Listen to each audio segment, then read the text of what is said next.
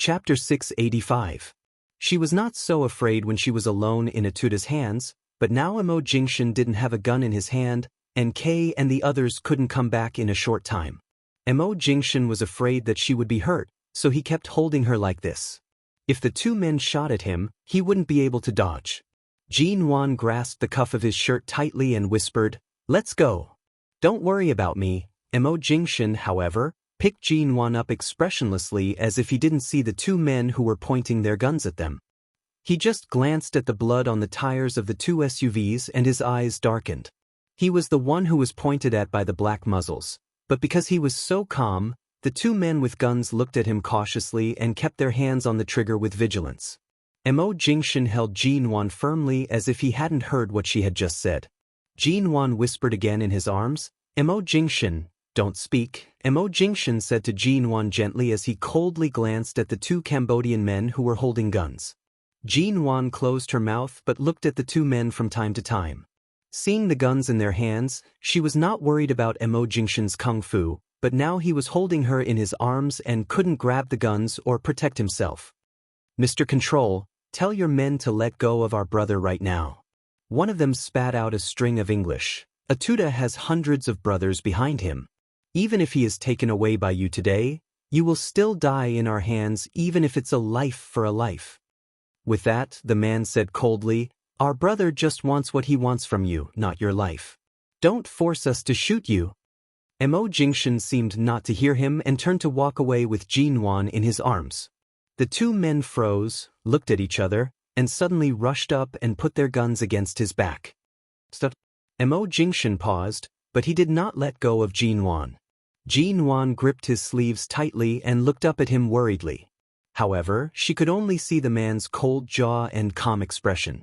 The two Cambodians cautiously put their guns against his back and said with a cold face, "Mr. Control, although our brother doesn't intend to kill you before he gets what he wants, if our brother dies in your hands today, you'll have to pay for it.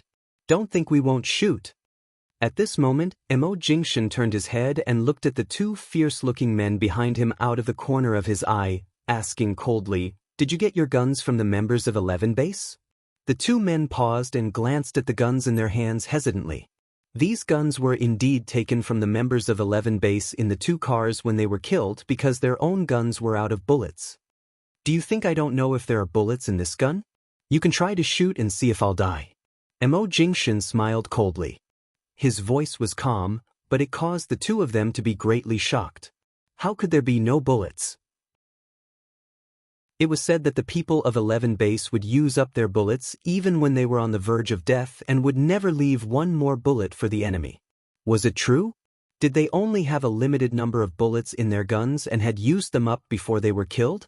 But they were killed in one shot and had no time to use up bullets. Although the two men were sure that there should be bullets in their guns, they still hesitated because of Emo Jingshin's words. When the two men hesitantly looked at the guns in their hands, at the critical moment, he suddenly turned around with Jin Wan in his arms and kicked hard at the hands of the two men who were almost touching each other. At the same time, Kei, who had noticed the situation 100 meters away, rushed over. When the two men's guns were kicked away and they staggered back a few steps, Kei drove over and hit them hard into the air. There was a violent crash. Emo Jingshin's face was expressionless, but he immediately covered Jin Wan's eyes with his hand so that she wouldn't see the two men being hit by the car and then falling heavily to the ground. But just by hearing the sound, Jin Wan knew how fast Kei's car was coming. The two men were knocked to the ground. Even if they didn't die, they would be half dead. Jin Wan leaned against his arms and didn't struggle or pull his hand down to see this scene. When everything was quiet, the two men who were knocked to the ground and couldn't even make a sound twitched on the ground when Kei shot them twice.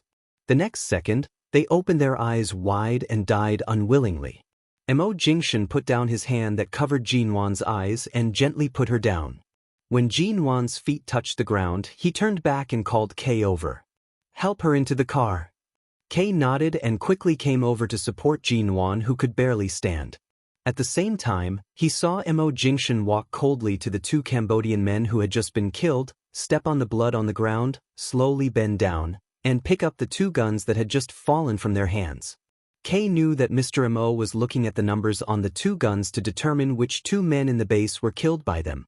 Just when Kay turned around and was about to help Jin-won into the car, suddenly, a black gun quietly stuck out of the rear window of the two cars that had been driven by the Cambodian men. Kay had turned around and was supporting Jin-won, and Mo Jingshin had also looked at the numbers on the guns. Only Jin-won, who was about to be helped into the car, kept turning her head to look at Mo Jingshin and immediately saw the guns sticking out of the car. Bang! Watch out! At the moment the gunshot rang out, Jin-won used all her strength to push Kay away and staggered toward Mo Jingshin, who was not far away from her. Mo Jingshin also turned his eyes the second before the gunshot rang out, but it was too late. Jin-won suddenly rushed over, pushed him away, and quickly stood in front of him. Mo Jingshin's expression changed from astonishment to shock, and then the woman in his arms trembled and fell limp in his arms because she was shot in the back. His internal organs and the blue veins on his forehead bulged, and everything seemed to explode in an instant. Jin-won. Mrs. Mo. The shot hit the back of Jin-won's neck 2 or 3 inches below, which was almost the same as the wound she had suffered on the metal shelf in the dark warehouse.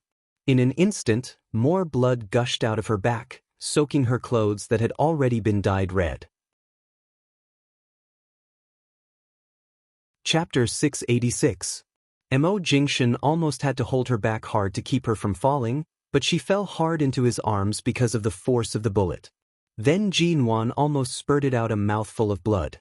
She was still conscious and didn't want him to be too sad or worried, so she tried hard to swallow the blood, but there was still a steady stream of blood flowing out of her mouth. Kay had rushed forward and caught the man who had been hiding in the car for a long time. He dragged him out of the car and threw him hard to the ground. He grabbed the gun and stepped on his back, almost breaking the man's spine. The man was still shouting in Cambodian. Kay looked up and saw the back of Jin-won's body covered with blood. He was so angry that his eyes were bloodshot. He kicked him hard in the back, picked up the gun on the ground, and shot him several times in the back of the head. When the disgusting brain of the trash on the ground almost burst out, he threw the gun hard on the ground and turned to walk back quickly. Mo Jingshin held Jin-won, who could barely stand, in his arms. He covered the place on her back where the bullet had just hit her and couldn't wipe the blood that kept gushing out of her mouth with the other hand. He hugged her tightly with bloodshot eyes. "Don't be afraid. It's all right. Let's go to the doctor right away and take out the bullet. Don't be afraid, be good. Monwon, it's all right, it's all right." Although he said so, neither Kay nor Jin-won had seen Mo Jingshin so panicked for the first time. When Jin-won's body suddenly fell down weakly, Mo Jingshin also knelt on the ground and still held her tightly in his arms. "You lunatic! Who asked you to take the bullet for me? Who told you I wouldn't avoid it? Who asked you to rush over so stupidly, huh?" Jin-won seemed to see Mo Jingshin's reddened eyes in the pain and grogginess. She opened her mouth to smile, but more blood gushed out of her mouth. Mo Jingshin rushed to wipe it for her, but even though his sleeves and hands were stained red, the blood in her mouth was still the same as the blood in the wound on her back, gurgling as if it would not stop. "Mrs. Mo?" Seeing Mo Jingshin's hand on Jin-won's back, Kay's heart sank. This gunshot wound was at the lower part of the neck. How could Mr. Mo not see the position of the gunshot wound? Any deviation of a few millimeters would have instantly killed him. It was a nearly fatal shot. Jin-won fell into Mo Jingshin's arms and wanted to laugh, but she knew that if she laughed, there would only be more blood and Mo Jingshin would only be sadder, so she stopped laughing. She closed her mouth and twitched the corner of her mouth, but in a moment, she couldn't hold back the blood in her mouth and it flowed out along the corner of her mouth bit by bit, and then more and more blood came out. This feeling was very familiar. It was like when she was dying in prison in her previous life. The blood in her mouth seemed to flow endlessly. It was so painful. But she had never seen Mo Jingshin's expression as though the sky had collapsed. She had never seen such a look in his eyes that made her heart ache. She had thought that even if the sky collapsed, he wouldn't blink, but it turned out that he would also have such a broken expression. Jin-won's eyes were filled with tears. She didn't want to cry, but the tears mixed with the blood on her chin. It was sticky and fishy, and there was a disgusting taste of blood and rust in her mouth. Mo Jingshin. Jin-won slowly raised her hand and tried to touch his hand that was also dyed red with her blood.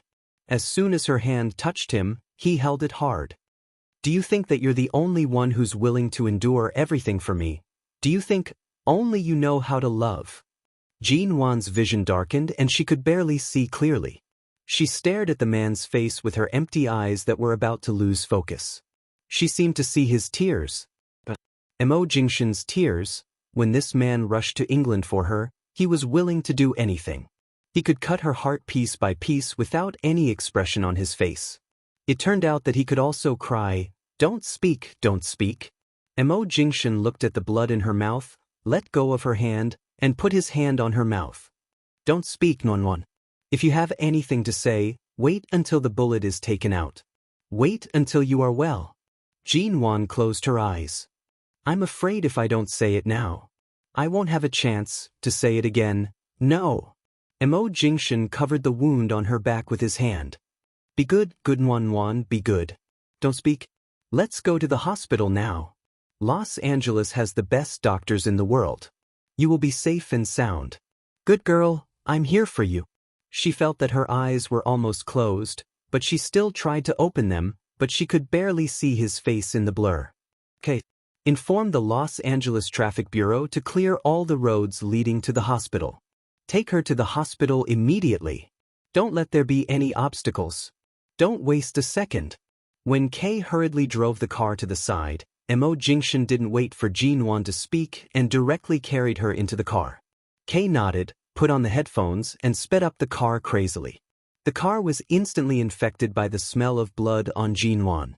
Jean Wan felt sharp pain all over her body, and the only thing that made her feel safe and warm was Mo Jingshan's arms. She couldn't hold it anymore and closed her eyes again. At this time, Mo Jingshan pinched her chin hard as if deliberately making her stay awake in pain, and said in a low, commanding tone, "Open your eyes. Don't sleep." Jean Wan's eyelashes moved and she opened her eyes a little. Mo Jingshan held her tightly, and his hands were covered with sticky blood. Jean Wan was like a person who had been fished out of the blood, and there was not a clean place on her chest or back. She just looked at him, at his chin that was stained with her blood, but no matter what, this man was still very good-looking. "Mo Jingshan, don't you think life is full of unknowns?"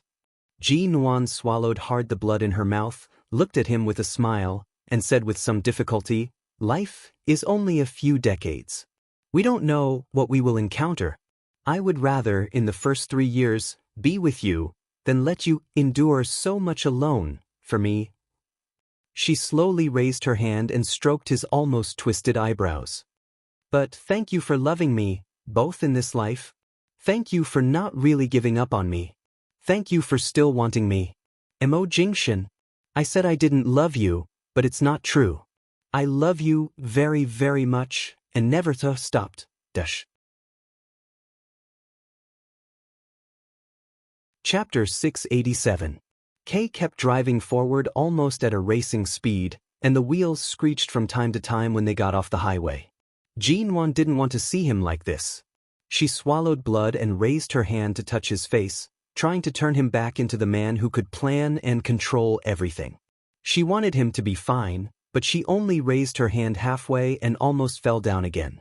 Mo Jingshan grasped her hand in time and pressed her bloody hand against his face. Jean Wan had never seen him so disheveled. His face was covered with blood because of her. But he still looked so beautiful.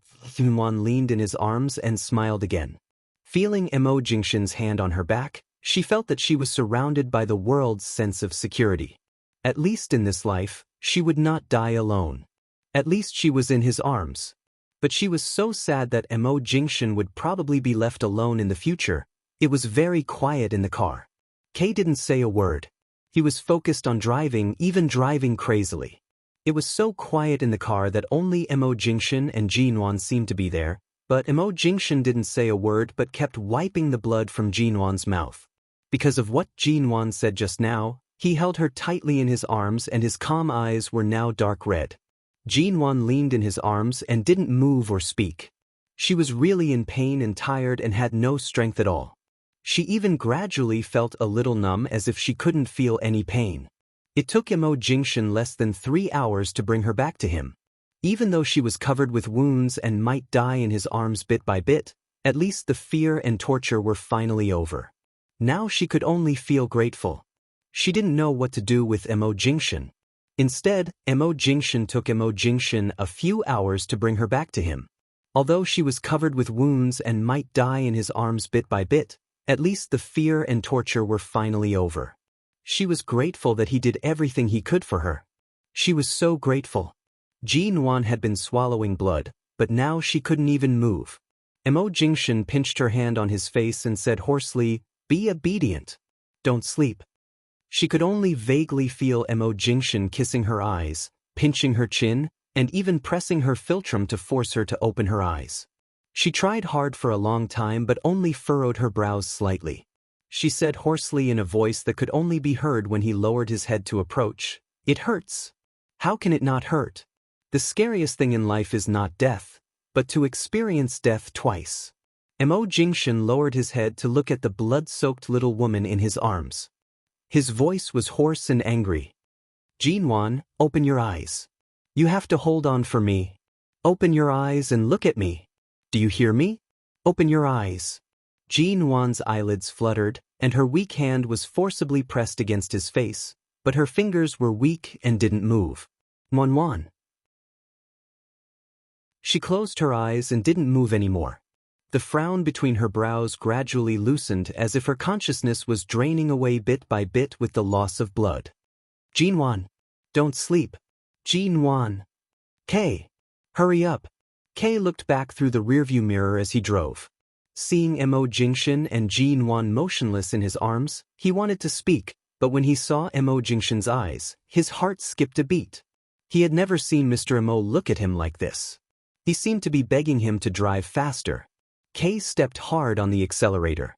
Fortunately, all the pedestrians and vehicles on the road had been temporarily cleared 10 minutes ago. He drove at the fastest speed ever and almost flew on the road. Ordinary hospitals couldn't save Jinwan with such a fatal gunshot wound, so they could only go to the largest international hospital in Los Angeles, which had the best doctors, medical means, and equipment. Many years ago, Nan Heng was shot several times and was on the verge of death. It was in that hospital that doctors saved him from the gates of hell. Now they could only pin their hopes on that hospital. If even that hospital couldn't save him, he was afraid that Jinwan would really be in a hopeless situation now. "Wanwan, open your eyes and look at me." Who was talking? Jinwan's consciousness was in a state of chaos. Vaguely, she seemed to hear someone's voice. Someone was calling her, but the voice was very empty, as if it came from a place far, far away, but also very close. Seeing that the little woman in his arms didn't respond, Mo Jingshan clenched her hand tightly and refused to let her hand fall. He kept pressing her hand against his face, only to feel that the temperature of her hand was dropping little by little except that the blood flowing out of her was warm. They arrived at the hospital in 15 minutes. The distance from the highway to the hospital was almost a miracle. Jinwan was rushed into the emergency room. Seeing that Dr. Wendell, who had saved many lives in 11 Base, had put on a sterilized suit and walked into the emergency room, Kay stood outside and let out a long breath. When he looked back, he saw Mo Jingshan standing there, covered with Jinwan's blood. Many people around were shocked and thought he was injured. Otherwise, how could there be so much blood on his body? Mr. Mo. Kay walked over. He used to be in awe and admiration of Mr. Mo, so he often spoke to him carefully, but now it was not because he was careful but because he really didn't know how to speak to him. "The best doctors in the United States are here. Mrs. Mo will be able to hold on." Kay was a little speechless. Even he knew how uncertain his words were. After all, Jinwan was shot in the back of the spine near the back of the neck, which was really too dangerous. If the shot was a little more accurate, she would have died on the spot. From the blood that kept gushing out of Jinwan's mouth, he knew that her internal organs were definitely badly injured, not to mention that she was also injured. It was because Mo Jingshan knew the position of Jinwan's wound that he knew better than anyone how dangerous she was now. Mo Jingshan didn't speak but kept looking at the light on the door of the emergency room. Half of his body, soaked by Jinwan's blood, was so numb that he couldn't move. He just stood still and looked at the door in front of him, as if Jean Wan would disappear in the next moment. His dark, blood-stained eyes kept staring in that direction. Kay stood beside him and wanted to speak, but when he saw Mr. Mo's expression, he couldn't say anything. Chapter 688. At 1 o'clock in the morning. It had been 5 hours since Jean Wan was sent to the emergency room. 5 hours had passed, and the medical staff still hadn't come out. The light in the emergency room had been on for 5 hours, which meant that the emergency treatment was not over, but it also meant that Jean Wan had at least survived these 5 hours. Time passed little by little. Nan Heng had killed some of Etuda's men. After tracking Etuda for several hours, he finally caught him and rushed to the hospital without giving him any time to breathe. When he arrived at the hospital, he saw the empty emergency hall, the medical staff who didn't even dare to speak loudly, and the patients and their families coming and going. He walked further inside and came to the door of the innermost emergency operating room, only to see Mo Jingshan sitting on the bench covered in blood. The blood on Mo Jingshan's shirt and trousers had dried, and the blood on his face and hands had darkened, but he didn't wipe it off at all. The man who always had a sense of propriety and was calm and intelligent was like a lost wanderer at this moment. His eyes were dark and devoid of any expression, as if they could suck people in. He sat there motionlessly, so quiet that it was scary. Nan Heng wanted to say something. After all, it was Jean Wan who was lying in the operating room, but seeing Mo Jingshan like this, he could only stand not far away and frown for a long time without approaching him. "Boss." Kay came up behind him and said in a low voice, "Mrs. Mo's wound doesn't look good. It's in this part." With that, Kay raised his hand and put it on Nan Heng's spine. "Here," Nan Heng furrowed his brows. "Damn it, Etuda is such a bastard. It was Mrs. Mo who suddenly took the bullet for Mr. Mo." Kay said in a low voice, "Don't mention Etuda and those people in front of him now. Otherwise, if anything happens to Mrs. Mo, I'm afraid Mr. Mo will kill them. Do you think he hasn't killed them?" Nan Heng said coldly, "Did you forget who gave Dolly the fatal shot in the forehead 3 years ago in Cambodia? At that time, it was also because of Jean Wan that he had broken the oath he had made in front of Elder Mo to not stain his hands with blood. Do you think Etuda will have a good time this time? I'm afraid that even if I'm cut to death by 1,000 cuts, it won't be enough to dispel the hatred in my heart."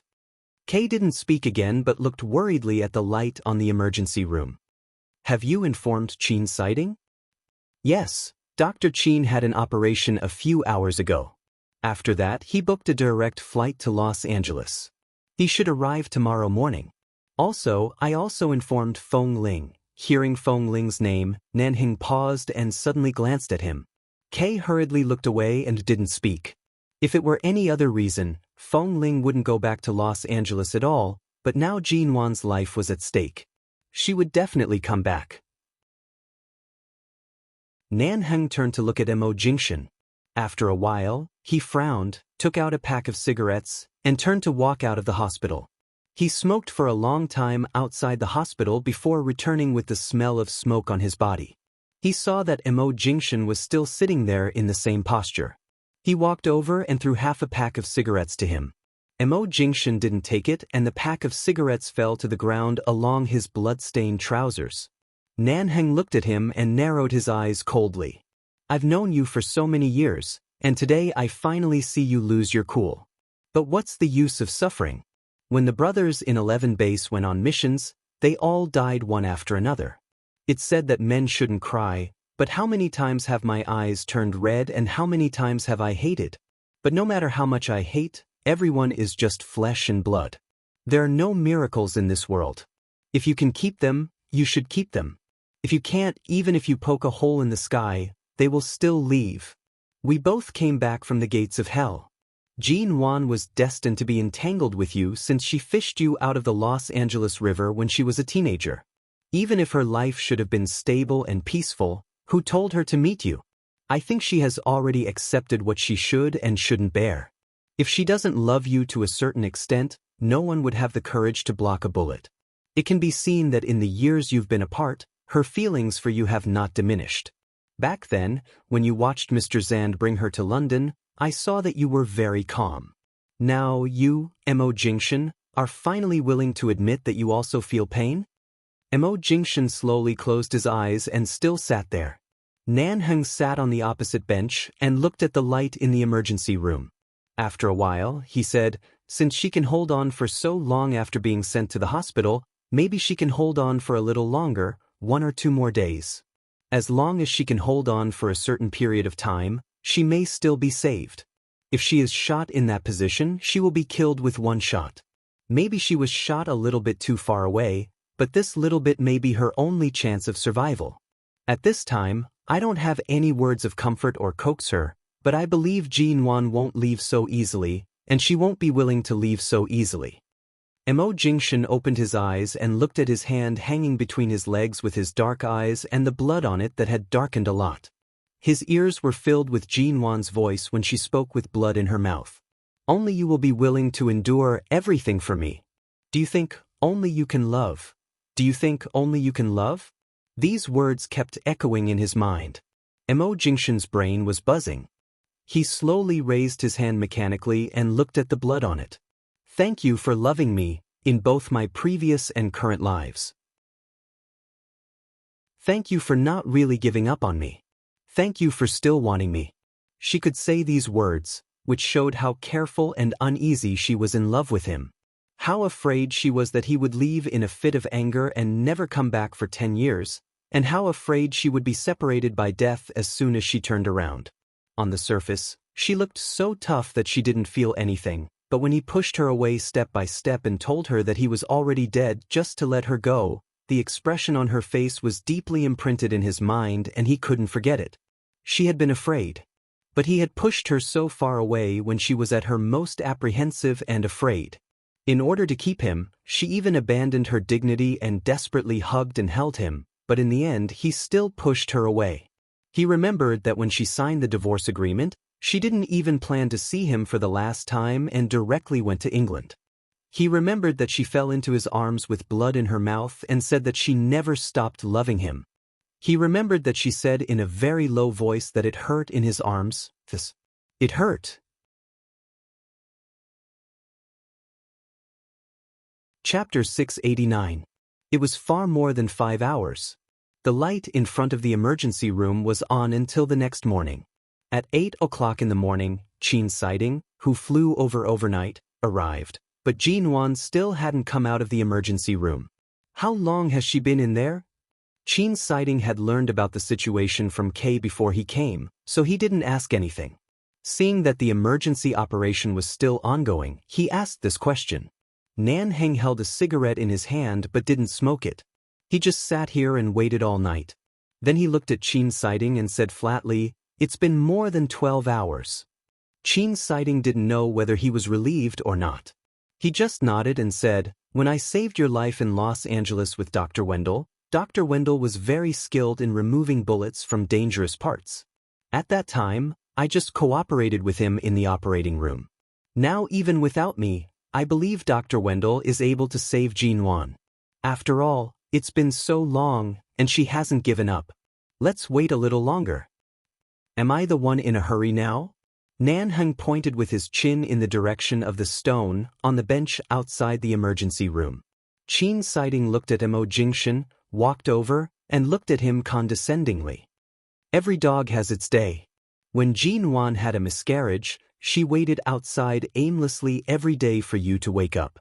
That kind of anxiety and fear must be similar to this, isn't it? Or more painful than you are now. In just one night, Mo Jingshan's chin was already covered in green stubble. His body was covered in dried blood, and he looked like this. Even Qin Siding could barely recognize him. After all, Mo Jingshan was his brother. No matter how much Qin Siding hated him, in this situation, it was useless for him to say anything except to stimulate him and keep him from collapsing. Just then, the light on the door of the emergency room finally turned from red to green. Qin Siding was most sensitive to the change of light in the emergency room. After all, he knew the meaning of this light too well. He quickly glanced at the light on the door and suddenly said, "She should have survived." Mo Jingshan immediately turned to look at the door of the emergency room. Seeing the color of the light on the door, he got up and walked over quickly. Not long after, the door was opened, and the most skilled doctors of Los Angeles Hospital and Dr. Wendell came out. After more than 12 hours of emergency treatment, the doctors were all tired, but Dr. Wendell was still very energetic and seemed to be in a good mood, which meant that Jean-Juan didn't die on his operating table. But Jean-Juan was not pushed out. Only the medical staff in the operating room came out. The moment he saw Mo Jingshan, Dr. Wendell nodded to him politely and saw several acquaintances outside. He immediately took off his medical mask and said in English, "Miss G's bullet has been successfully removed, but the bullet injured the central nervous system of her spine, and she must have suffered some impact injuries before. There are several red swollen and broken skin on her head, and she suffered several cardiac arrests during the operation. It took us a lot of effort to pull her heartbeat back, but it's still very weak. We have transferred her directly from the operating room to the ICU. No one is allowed to approach her except the medical staff. The observation period and critical period will be long. Everything depends on Miss G's own ability to recover. Although the operation is very successful, whether she can survive or not really depends on her, and we can't guarantee it." Dr. Wendell nodded to Mo Jingshan politely and saw several acquaintances outside. He immediately took off his medical mask and said in English, "The bullet has been successfully removed from Miss G's body, but the bullet injured the central nervous system of her spine. Has she been transferred to the ICU?" Mo Jingshan asked, his voice almost hoarse when he spoke. Dr. Wendell nodded. "Her internal organs and spine have been injured by the bullet. She must be transferred directly from here to a sterile environment. Otherwise, her internal organs will be easily infected. Mr. Mo, please rest assured. As long as your wife still has a chance of survival, we will not give up. The most professional doctors will take care of her 24 hours a day." The central nervous system of her head and spine was injured. Qin Sighting asked calmly, "Will it affect the functions of her brain? Including her brain, thinking, intelligence, etc.?" Dr. Wendell said lightly, "It's not certain yet. We need to observe her after she passes the critical period. Dr. Qin, you should know very well that Miss G was injured in a very dangerous position. It's not easy for her to survive such a long time. As for the rest, we can only observe her slowly." Qin Sighting nodded and said no more. "Mr. Mo, I'm going to change my clothes first. It's very uncomfortable to wear this for more than 10 hours in the sterile operating room. I'll tell you more about Miss G's condition after I change my clothes." Wendell said politely and respectfully to Mo Jingshan. After Mo Jingshan silently nodded, he left with the other doctors to change clothes. The lights in the emergency room then went off. Hearing that Jean-Juan's life was saved, Nanheng turned to tell Kay about Etuda. Qin Sighting stood there with his hands in his trouser pockets and turned to look at Mo Jingshan, who frowned because he didn't see Jean-Juan come out unscathed. "Just like your car accident, the central nervous system of her spine was injured. Did she save your life?" Mo Jingshan's eyes were distant. He just listened and said nothing. Nanheng had been waiting for Feng Ling to show up, but she didn't come to the hospital. 11 Base made several calls in a row. They had to go back to deal with Etuda, and they couldn't delay any longer. They had received accurate news that Feng Ling landed in Los Angeles almost at the same time as Qin Sighting this morning. But she didn't show up. Urged by the base again, Nanheng left. However, less than 5 minutes after Nanheng left the hospital, a slender figure in a black dress appeared in front of the hospital. Seeing that Nanheng had left, she entered the hospital. Kay had just received a call and was about to come out, when he suddenly saw a woman with shoulder-length hair, dressed very feminine and wearing sunglasses coming in. He didn't pay much attention to her. After all, there were many beautiful women in Los Angeles, and there were many such enchanting and charming women. However, at the moment when he passed by the woman, he suddenly paused and turned stiffly as though he had been struck by lightning. He looked at the back of the woman, who was somewhat strange but could not be more familiar, and said in surprise, "Feng Ling?"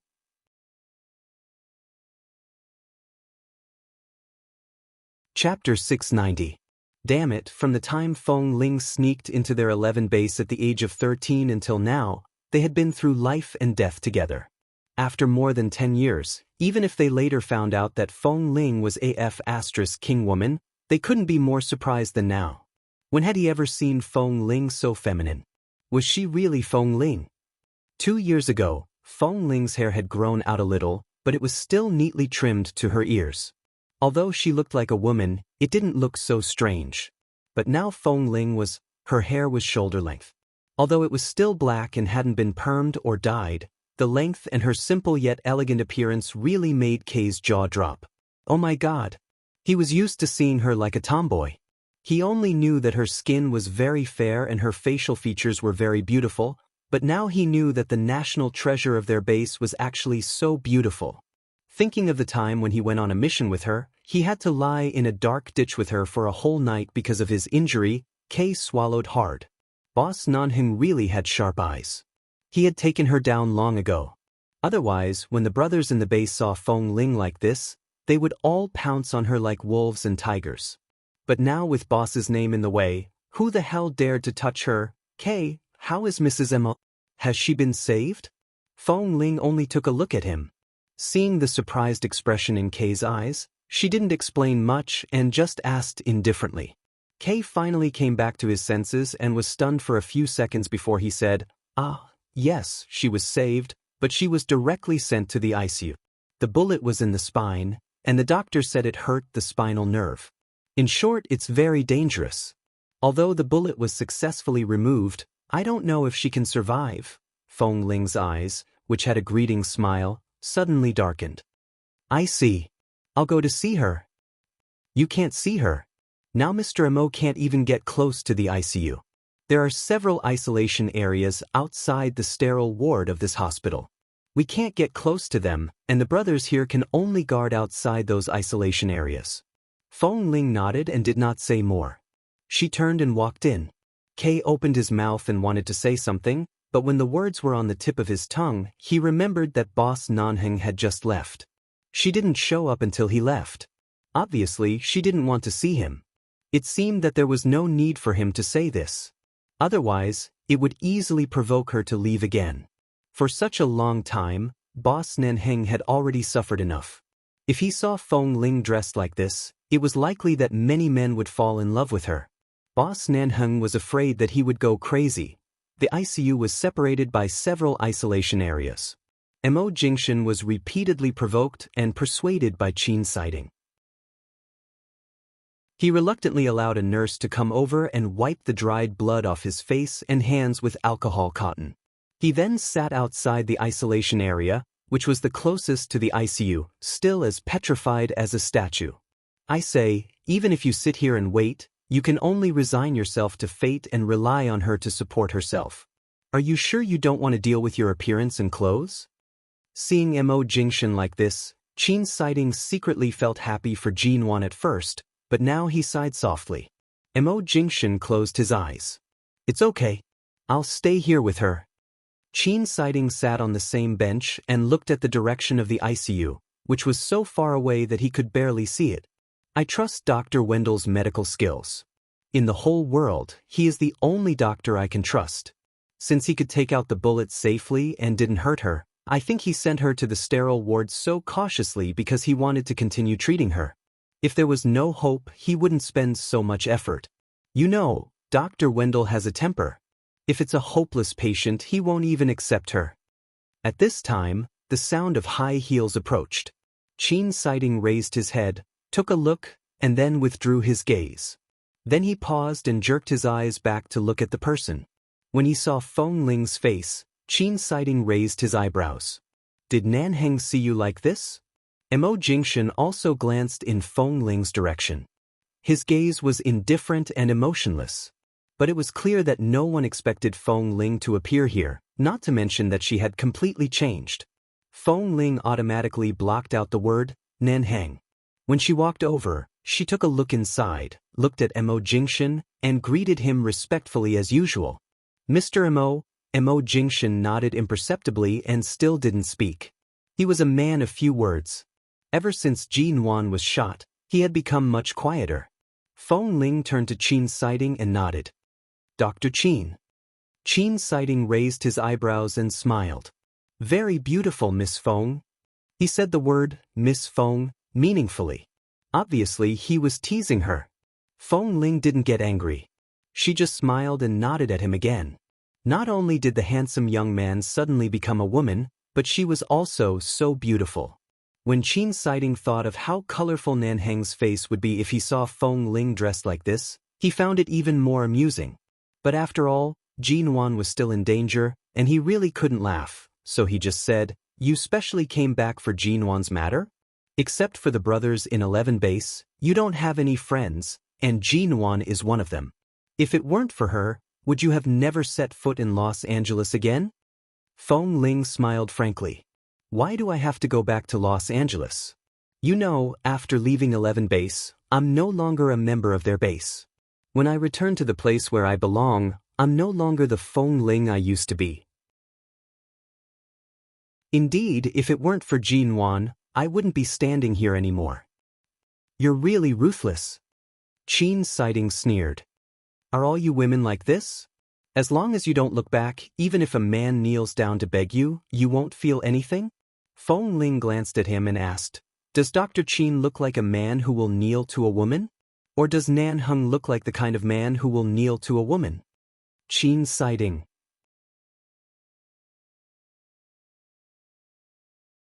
Chapter 691. What's going on? Feng Ling asked abruptly when she saw the back of the medical staff in a hurry. Qin Siding's voice was calm. "Do you think people can just sleep in the ICU? They may face cardiac arrest or near death at any time. Jin Wan's life is not easy. This kind of emergency rescue will happen from time to time in the next few days. You have to get used to it." Hearing this, Feng Ling didn't show much expression on her face, but she couldn't help looking inside. She turned back to look at Mo Jingshan, only to see that the man's gaze never left the ICU. His gaze did not move. Half an hour later, the emergency medical staff all came out. They looked relieved, which meant that Jin Wan had survived another crisis. Men often think women are fragile, but in fact, everyone is equal in the face of life. Even women's willpower is stronger than men's in many cases, Feng Ling said. "I learned this when I went to London to accompany Jin Wan for a year. She has a tenacity in her nature that others can't see, so she will definitely hold on." Mo Jingshan glanced out of the window of the ICU and then looked back at Feng Ling. His eyes were dark, but he immediately understood. After 3 days of life-threatening danger, Dr. Wendell walked out of the ICU on the third night, only to see Mo Jingshan, who had barely slept in the hospital for 3 days and hadn't even changed his clothes. After all, they had met many times and known each other for many years. He had never seen Mr. Mo so depressed, ignoring everything and waiting for a woman to wake up. Dr. Wendell said, "Many of Miss G's vital signs have gradually recovered, but she still needs to be observed in the ICU for a few more days. She has survived the critical period. As long as she can maintain this good state, she will be completely saved in a few days." Hearing Dr. Wendell's words, Mo Jingshan's expression, which had been cold for 3 days, finally showed signs of softening. Qin Siding nodded to Dr. Wendell. "Thank you for your hard work. I finally heard good news." Dr. Wendell also smiled. "Yes, Miss G is very tenacious. Every time her heart stopped and she was on the verge of death, she could be saved. After every treatment, I can feel that she consciously wants to wake up. At times like this, willpower is still very important." Qin Siding nodded. Dr. Wendell looked at Mo Jingshan. "Mr. Mo, you'd better clean yourself up. If you continue like this, I'm afraid you won't be able to hold on before Miss G wakes up." Mo Jingshan didn't speak but looked at Dr. Wendell gratefully. "Thank you." It was almost another day and night without speaking. Even when Mo Jingshan spoke, his voice was hoarse. "Did you hear that? Jin Wan is still holding on. It's rare for you to be dispirited in your life. You haven't shaved or changed your clothes for 3 or 4 days. If Jin Wan sees you like this, she'll probably be scared to death again." Qin Siding said as he walked over and reached out to pull Mo Jingshan up. Perhaps because Mo Jingshan hadn't moved for 3 days and had only eaten a few bites of the food they bought, the moment he was pulled up by Qin Siding, his tall and straight body swayed. Qin Siding hurriedly supported him, frowning. You've been suffering for 3 days. Can you still hold on? Before Mo Jingshan spoke, Dr. Wendell received Qin Siding's gaze and immediately asked 2 nurses who came over to open the door of the nearest ward and asked Qin Siding to help Mo Jingshan into rest. Maybe because of the rare good news about Jinwan, Mo Jingshan was no longer so cold and depressed that no one dared to approach him, or maybe only Qin Siding dared to drag Mo Jingshan away by force. He sent Mo Jingshan to a nearby ward and asked Kay to bring him a change of clothes and other things. He hadn't eaten much for 3 days. Qin Siding gave him a bottle of glucose, pushed him into the simple bathroom in the ward, and threw a change of clothes into it. It wasn't until Mo Jingshan took a shower, cleaned the stubble around his chin, and changed his clothes that Qin Siding felt a little comfortable. Tut, how could I forget? I should have taken more photos of you with my cell phone before I let you take a shower. I'll show them to Jinwan when she wakes up. I want her to know that the great Mo Jingshan can have such an unbearable day. Qin Siding said with a smile and then said, You haven't slept for 3 days. You can't stand it at all. You should take a rest, even if it's just a 2-hour nap. Mo Jingshan took a look at him and said coldly, What did you put in the bottle of glucose you gave me just now? Qin Siding smiled. The drug works so fast? I specially asked Dr. Wendell for the nearest tranquilizer and dissolved it in the glucose. It should take you a while to fall asleep, but you haven't eaten or drunk anything these days. I guess your body's resistance has weakened, so the drug works faster than usual. There's nothing to say. Just go to sleep.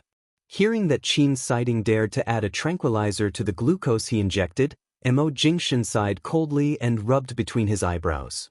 Qin Siding had been brothers for so many years, so he knew Mo Jingshan well. He knew the heartache behind Mo Jingshan's indifference. In the end, Mo Jingshan couldn't resist the tranquilizer he got from Dr. Wendell. Seeing that he could finally close his eyes for a while, Qin Siding got up and went out. Mo Jingshan slept for an entire night. He did not put much tranquilizer in the glucose, but it allowed him to sleep without relying on the drug for most of the time. However, early the next morning, Mo Jingshan opened his eyes and got up to walk out of the ward. Although he didn't see anything strange, he was still keenly aware that the mood of the people outside was not right. What happened? Mo Jingshan's indifferent handsome face was no longer as dejected as a few days ago, but because of the atmosphere, it was so cold that people didn't dare to look at him. When the people of 11 Base saw Mo Jingshan, their faces all darkened. One of them said, Last night, some of Atuda's men sneaked into the hospital, kidnapped the medical staff on other floors, disguised as medical staff, and took Mrs. Mo away from the ward. The isolation area was too long and we couldn't get close. When we found them, they had disappeared. Dr. Qin immediately took people to chase them, but there is still no news.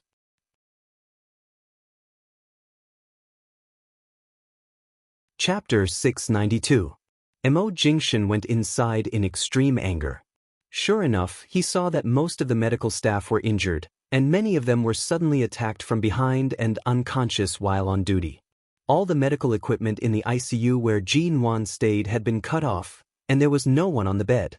It was too far away for non-hospital staff to approach. Qin Siding was guarding outside after he fell asleep last night. Even if he was here, he wouldn't be able to tell whether those people were real medical staff or other people who had sneaked in. By the time he found out, Jinwan would have been transferred away. Suddenly, Mo Jingshan's cell phone rang. He looked at the screen with cold eyes. It was Qin Siding's number. The moment he picked up the phone, Qin Siding said coldly, I've found them. Our men have surrounded them outside, but Jinwan's life is in their hands. They ask you to go there in person. Their purpose is clear. Even if they can't exchange Jinwan for Atuda, they want to get what they want from you. They are just using the reason of exchanging Atuda as an excuse. In fact, they want to take the opportunity to monopolize her. I'll go there. Mo Jingshan hung up the phone expressionlessly, turned around, and walked out. The large hotel room was silent and deserted. Several Cambodians surrounded the pale woman on the bed. She had not woken up since they stole her out of the ICU a few hours ago. They even wondered if they had stolen a dead person. Could she threaten Mo Jingshan? But after all, They heard that this woman named Jinwan was Mo Jingshan's only weakness. If they took her out of the ICU, she must be a threat to him. Will she die here? One of the shorties looked at the woman on the bed and felt that she looked no different from a dead person. She didn't react at all. Even if she dies, Control will find a way to bring her back intact. Just wait patiently. He will be here soon. We are surrounded by 11 base. Isn't it too dangerous to do this? Brother hasn't been rescued yet. Shall we exchange brother's life for his? What do you mean exchange? As long as we get what we want from Control, the money will be ours. Big brother has been in their hands for so many days. Even if he's not dead, he'll be crippled. Even if we save him, he won't be able to protect us. Let's ignore him and do this ourselves. At this time, one of them put his hand between the nose of the woman on the bed. After a while, he said nervously, "She's breathing is very weak. If we steal her out like this and she dies here, will Control kill us all at once? For example, blow up this building? His woman is in our hands, so the building won't explode. We've already stolen her, so what's there to be afraid of?" Just as they were discussing what to do next, Mo Jingshan had already arrived at Qin Sighting's location. They're up there, and they're threatening you with Mrs. Mo's life. If you don't come in person, they'll throw Mrs. Mo down from the balcony of the top floor. Kay, who had come with Qin Sighting, came over and said, "Mr. Mo, these people aren't very loyal to Atuda and they've been scheming against him for a long time. In my opinion, it's easier to deal with such mercenary people than those who are too loyal and inflexible. Be careful. We'll follow them." Those people asked Mo Jingshan to go up in person and not to carry a gun. Standing on the quiet and luxurious corridor carpet of the hotel, Mo Jingshan stretched out his arms expressionlessly and allowed the two Cambodians to search him. After making sure he didn't carry a gun, they allowed him to enter the elevator. Until the top floor of the hotel, the man walked out of the elevator. His tall and straight figure emitted a cold aura like a thin blade. He glanced at the room in front of him and the few people guarding outside the door. He walked over with a cold expression. His voice seemed to overflow from his throat, and his tone was cold and mocking. "A few traders who want to occupy the mountain and become kings. Their ambitions are really great. How dare they kidnap my people?" The guards outside the room didn't speak English very well and didn't understand Chinese very well. Seeing Mo Jingshan come up alone, they froze for a moment and then quickly put on a cold face and said in Cambodian, "Mr. Control, we're negotiating with you with your woman's life. It's not so easy for you to enter this door. You'd better think it over. Do you want her life or the underground wealth that you don't even care about? Anyway, you don't want those things. You might as well give them to us." They weren't sure if Mo Jingshan could understand them. When they were hesitating about how to communicate with him, Mo Jingshan said flatly, "Tell your current leader to come out." He was speaking in Cambodian. Those people paused. They had heard from Atuda that Mr. Control was very difficult to deal with, whether in terms of intelligence, means, or other aspects. Many of his accomplices had suffered a lot in the hands of him and 11 Base many years ago, but they didn't expect that he was proficient in so many languages. One of them calmed down and repeated in a threatening tone, "Mr. Control, our current leader was once the most powerful elite under Atuda's command.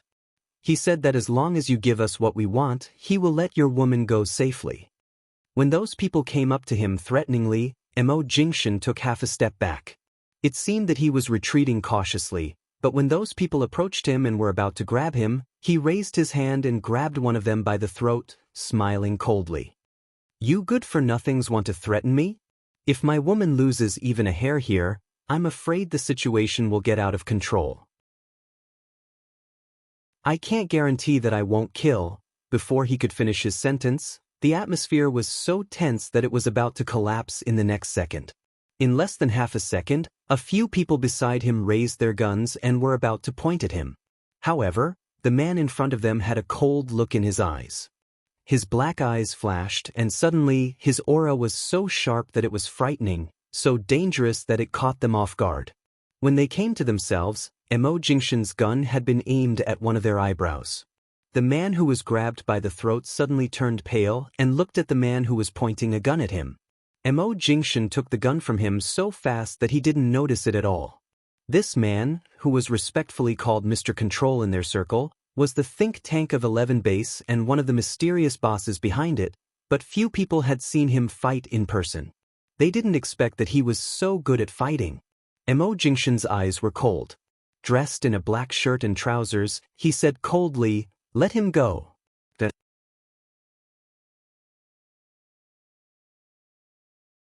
Chapter 693. The man held hostage by Mo Jingshan turned livid and pale. His throat was strangled and he couldn't speak, nor could he escape.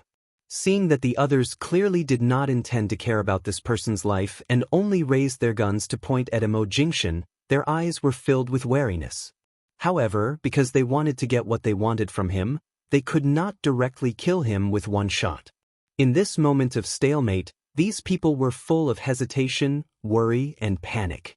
Mo Jingshan was the opposite. A string of crystal lamps on the ceiling of the hotel corridor was accurately shot through by a bullet, and various crystal glass lamps were smashed and fell to the ground with a clatter.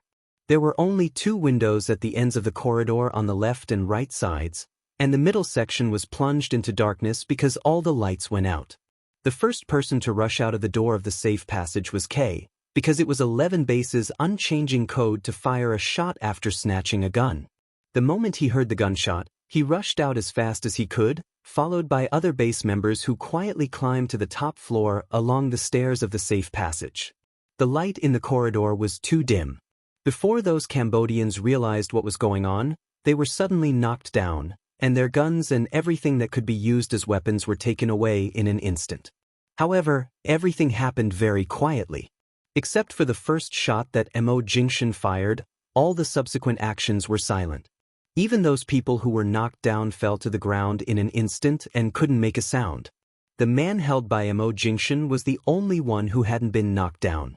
After gradually adapting to the dark light, he saw the scene around him and the people of 11 Base. His face changed dramatically, and he immediately wanted to shout to warn those people who were holding Ji-Wan hostage in the room. Just when he was about to speak, the man holding the gun in front of him was still calm, pointing the muzzle between his eyebrows as if he was not threatened at all. Mo Jingshan's face remained unchanged and he still said 2 words coldly, "Open the door." The man looked at him and moved his lips, but he didn't dare to make a sound because the gun was pointed at his head. He was about to beg for mercy when the door behind him opened. Although there was no sound after that, their guns were not silenced, and the people inside must have heard the sound when Mo Jingshan fired. It was just that they couldn't guess whether the gun was fired by their men or someone else. After all, if Mo Jingshan could really enter this hotel, he should have been searched and couldn't have brought a gun in. But the people who came out didn't expect that when the door opened, they would see more than 20 people of 11 Base standing in a row in the dark, and all the guns were aimed in the direction of the door. The man's expression changed, and his pupils constricted. Just as he was about to retreat, he stopped in front of the door in fright because of the muzzles of the guns. There was a moment of dead silence in the corridor. From the beginning to the end, Mo Jingshan remained calm and indifferent. The people in front of the door saw Mo Jingshan in the darkness and then saw their brothers lying unconscious on the ground. One of them was being held hostage by Mo Jingshan. They abruptly turned around and rushed back. At the moment when the man moved, Kay took the lead to shoot. With a bang, the man was shot in the shoulder. The people in the room were ready to go, and the leader had already dragged Ji-Wan up from the bed. At the moment when Kay rushed in with his men, he saw several people carrying Ji-Wan on their shoulders, standing on the balcony, and pointing their guns at the door. They were few in number and might not have enough bullets, but their biggest trump card was Ji-Wan. Seeing Ji-Wan, who hadn't passed the critical period, being carried on their shoulders and left the hospital, they didn't know if she could survive this. Kay glared at them coldly and pointed the gun in his hand at the head of the man who was carrying Ji-Wan. The Los Angeles police and the members of 11 Base have completely surrounded the hotel. If you don't want to make things worse, let them go immediately. The man behind Kay said, "I'll give you the last 30 seconds. The leader who was carrying Ji-Wan sneered and suddenly looked back at the balcony, only to see that the Los Angeles rescue team had arrived at the balcony, and a huge air cushion as high as 2 stories had been laid down below. Even if they threatened them by throwing this woman down, there was no room for them to threaten them. Even if they jumped down now, even if they didn't die, they would be instantly held down by the people who surrounded them below. The expressions of these people were instantly filled with panic, full of surprise. They had been with Etuda in war-torn countries for many years, and the rescue teams of those countries would never come to rescue them in time. They were not familiar with Los Angeles, so they usually followed Etuda and listened to his decisions. They didn't expect that when they wanted to do a big job, they would miscalculate so much. Did this Mr. Control know that they would make a mistake? Kay was about to go up, but in a flash the gun suddenly changed direction and stuck directly to Jinwan's body. The members of 11 Base were not weak. They were even better trained than many members of the American Special Forces and had excellent martial arts skills. As long as it was a normal fight, they would not be at a disadvantage. But now Mrs. Mo was in the hands of these Cambodians, and more importantly, Mrs. Mo's health was not very good. She had been saved in the hospital, so they couldn't make any mistakes, so they couldn't do their best. But even at this point, the people of 11 Base didn't seem to be at a disadvantage at all. Just when those people had been cautiously staring at Kay, fearing that they would be threatened and were going to attack them, Mo Jingshan hit the ribs of the man he was holding with a clever force. As the man bent over in pain, Mo Jingshan kicked him forward. Hearing the noise, Kay looked back and saw this scene. At the same time, he raised his foot and kicked the man forward again. This man was too dark, thin and short. After being kicked twice, he almost flew to the balcony not far away and finally fell heavily at the feet of those people, spitting out blood from his mouth.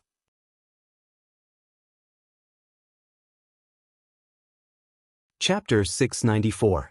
Don't come any closer, or we'll kill her now. He wanted her to take her last breath right here.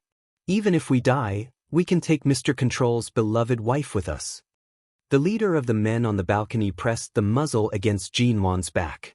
As if on purpose, he pressed the muzzle harder and harder on the wound where Jinwan had just taken out the bullet. Seeing the wound on Jinwan's shoulder that had almost healed gradually oozed blood again and stained her white hospital gown, Mo Jingshan immediately stopped in his tracks. Kay and the others had already pulled the trigger of their guns. A fight could break out at any time. Looking at the men who had been leaning against the balcony with their backs to the high-rise building of another hotel across the road, Mo Jingshan looked at them coldly and suddenly let out a low, hoarse laugh. A few seconds later, he continued to move forward as if nothing had happened. The leader of the men also tightened his fingers on the trigger and watched Mr. Control come over as if he didn't care about this woman's life at all. Didn't their brother Etuda say that this woman named Jinwan was Mr. Control's weakness? Why did Mr. Control not seem to care about her when she was injured like this and her life was still in their hands? Was it because this woman couldn't live long? Or did Mr. Control have some other plan? But looking at this man's fearless expression, and even his entire body was filled with cold disdain, it was obvious that it was different from what they had imagined. Just as they cautiously carried Jinwan to the balcony and leaned against the balcony railing, Mo Jingshan said flatly, "You're courting death." The man's tone was too cold, so cold that they didn't understand what he meant when he suddenly said those words. However, suddenly there was a muffled bang. It was a silencer. Only those who knew how to shoot could distinguish the sudden muffled sound, but none of the people of 11 Base in the room, including Mo Jingshan, fired. It had only been 2 seconds before the men on the balcony realized what had happened. The leader of the men carrying Jinwan had been shot through the back of his head. He stood there stiffly for 2 seconds and then slowly knelt down. Even though he was dead, his eyes were still wide open and he couldn't believe what had happened. Just as those people were frightened by this sudden change, in just 2 seconds, there were a few more bang-bang sounds, and the few people standing on the balcony had their heads exploded in an instant. Seeing those men fall to the ground one by one and die with their eyes wide open in disbelief, Mo Jingshan looked calmly at the top window of the hotel across the road, where a sniper rifle was still standing. Mo Jingshan stepped forward and picked Jinwan up. Kay immediately led his men to kick those men away, lest the blood flowing from the back of their heads stained Jinwan's body. Seeing that Jean Wan's complexion was so pale that it was almost colorless and that the wound on her back was seeping more blood, Mo Jingshan carried her up with a cold expression. Without a moment's delay, he quickly turned to leave. On the opposite side, Feng Ling withdrew the sniper rifle from the window and was about to carry it on her back out of habit, but then she realized that she was no longer a member of 11 Base and it was not convenient for her to take it with her, so she put the rifle aside and looked back deadpan, only to see Qin Siding, who was looking at her calmly. No wonder when Nanheng didn't know you were a woman. He often said that although there were many capable people and powerful snipers in 11 Base, only you and Kay could shoot accurately from a distance of 500 meters, especially you.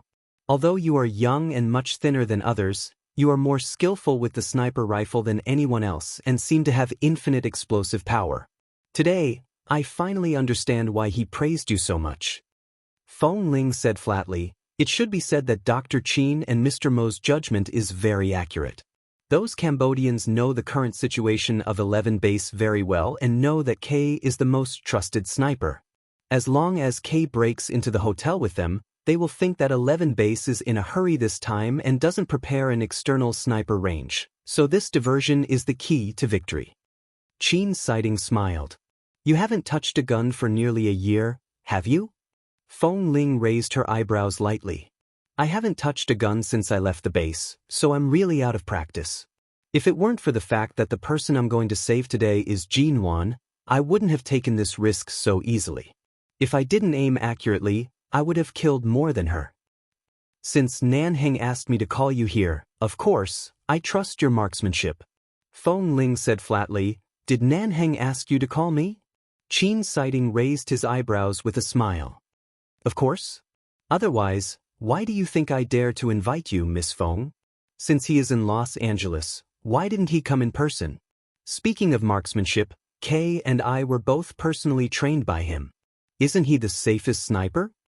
Feng Ling looked a little unfriendly. What do you think? Feng Ling didn't say anything more.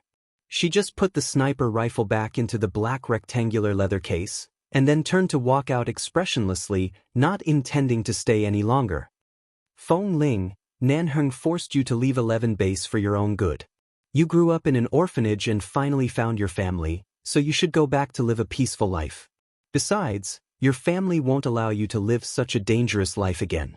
He owes the Feng family a favor, but you are the lost child of the Feng family, so he can't negotiate with the Feng family and can only ask you to go back. Even if it's for your own good, he has to do that. Feng Ling didn't seem to hear his words. She didn't stop but walked out without looking back. However, as soon as she walked out of the door, she suddenly saw a tall and straight figure standing outside. The man was just outside the door, his back against the wall, a cigarette in his hand flickering between his fingers. Because she came out, he looked sideways at her. The man half narrowed his dark eyes in the smoke, stared at her cold face, and then took a deep breath, blowing the smoke on her face. Feng Ling looked coldly at Nanheng, who had been waiting outside for a long time.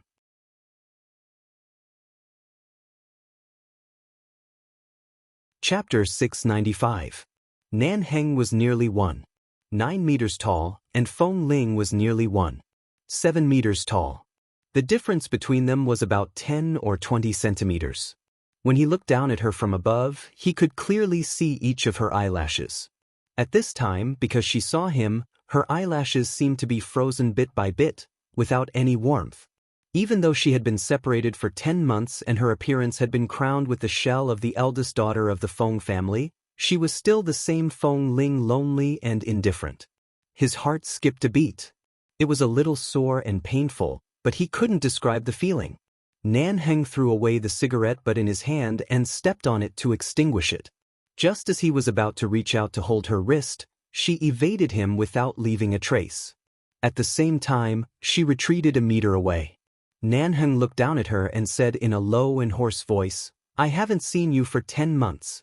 Are you going to avoid me like this? Feng Ling didn't seem to hear him. Her eyes were cold. She gave up taking the elevator and turned to go straight to the safe passage in the other direction. Nanheng's expression froze for a moment, then he quickly followed up. Qin Siding rushed back to the hospital and entered the emergency room with Dr. Wendell. If it had been any longer, Jin-won would have died in that hotel. A few hours later, Jin-won was sent back to the ICU.